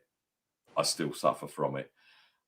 And Scott reached out to me and I'm very happy he did. And we talk a lot. And that's helped me. So please, if anyone's watching this and they are going through some tough stuff, and I know there's a lot of shit going around, please speak to somebody. Did you want to touch on the Thursday night games that we just saw? Or the Thursday night game, sorry, Mr. Brady. Excuse me. And what happened in that game? Did you see any of it? Have you seen any of it? I watched most of the game. And just going back to the mental health stuff, I mean, that's a serious deal. That's a real deal.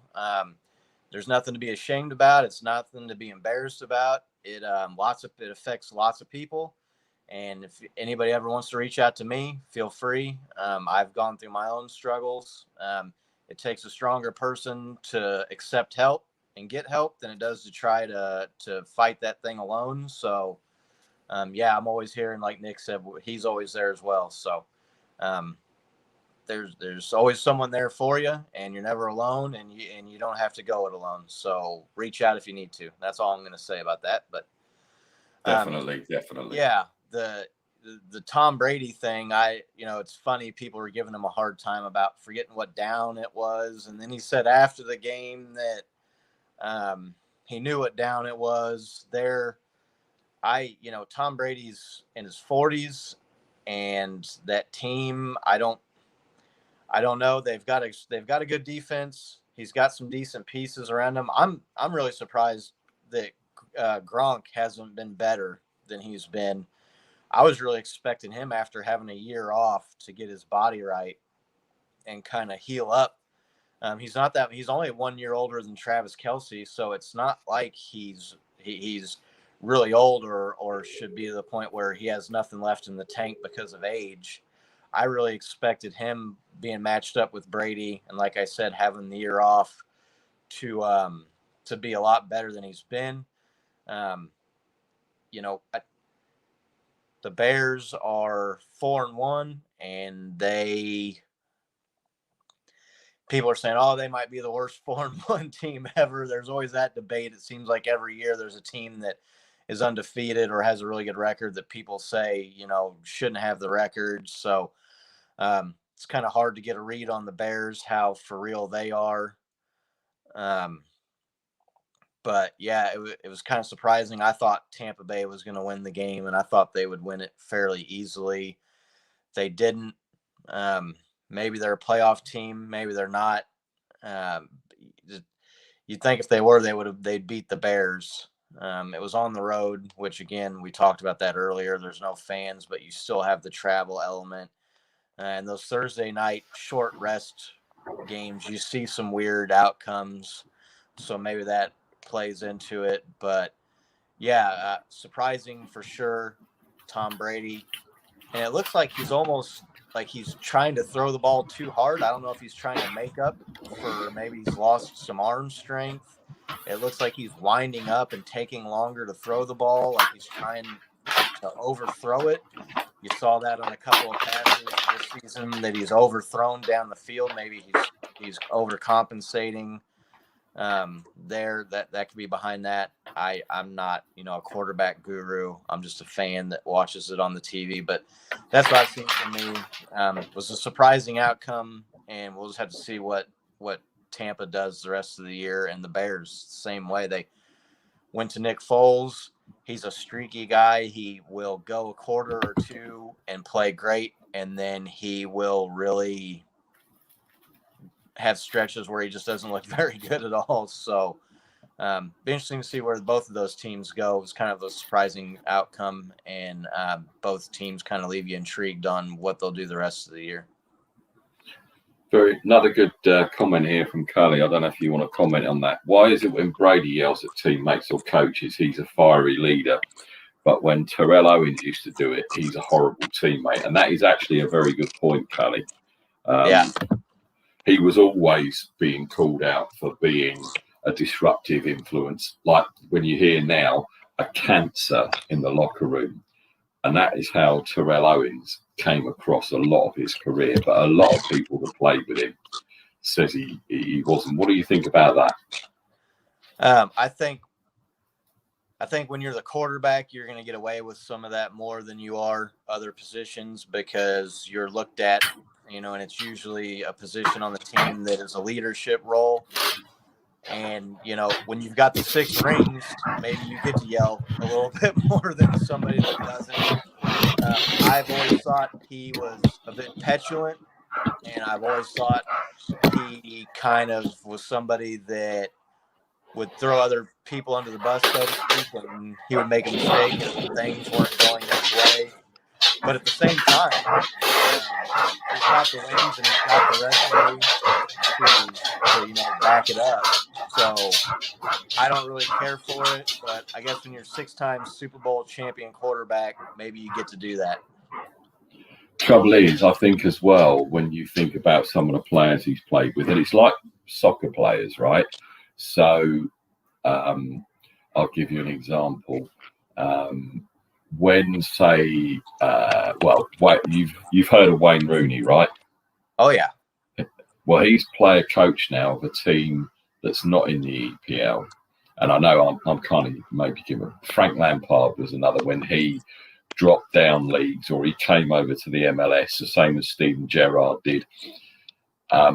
When they're at the end of their careers and they are very good football players, they want the players around them to be as good as they are. And quite clearly they're not. Now, I'm not saying, line play. I mean, some of the line play and false starts and all that kind of stuff that Brady had this week were ridiculous.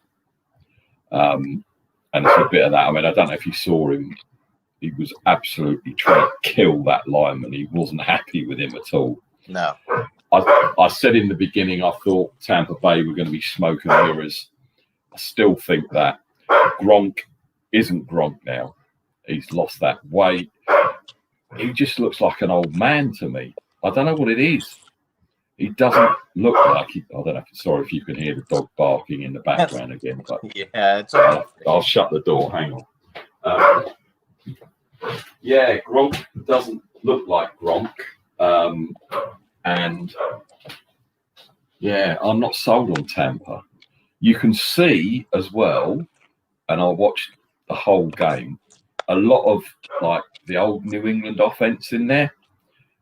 A lot of those plays were very, very similar to what New England used to do, and you can see that.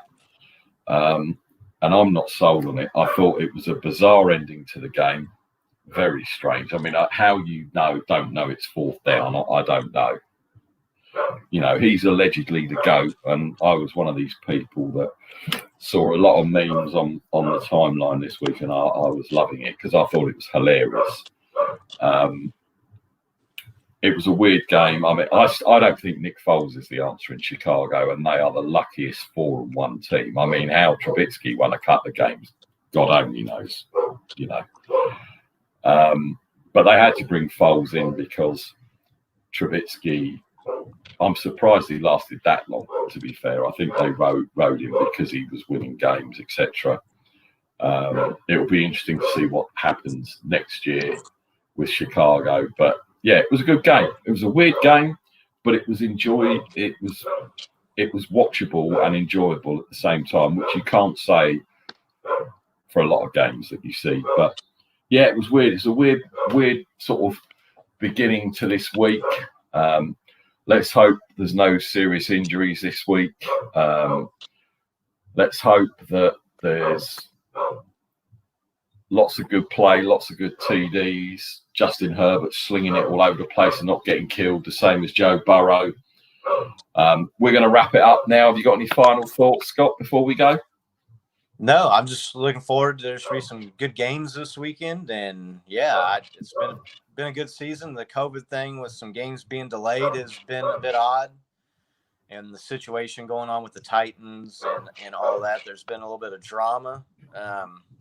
So, yeah, I've been pleased with the season, and we'll be looking forward to the games this week, and we'll see how our picks come out. Well, we only split on one, I believe, didn't we? And I can't remember what that one was. I think there was 2, maybe. Okay. Well, when I've watched it back, I'll message you, and then we'll see where we are. going to have to jump off in a minute because I'm going to go and kill my dog. Of course, I'm not going to kill my dog, but she likes the sound of her own voice at the moment. Scott, it's been a great pleasure. Thanks for joining in. Unfortunately, our other guest couldn't make it, but hopefully we'll sort something out further down the road. Don't forget, wash your hands, wear your mask, stay safe. And everyone, thanks for watching. I'm Nick, one of the hosts. Thank you, Scott. Really appreciate your time as usual. Let's stay safe out there, everyone. And let's have a good week. Yep. Cheers. Take care, everybody. We're out.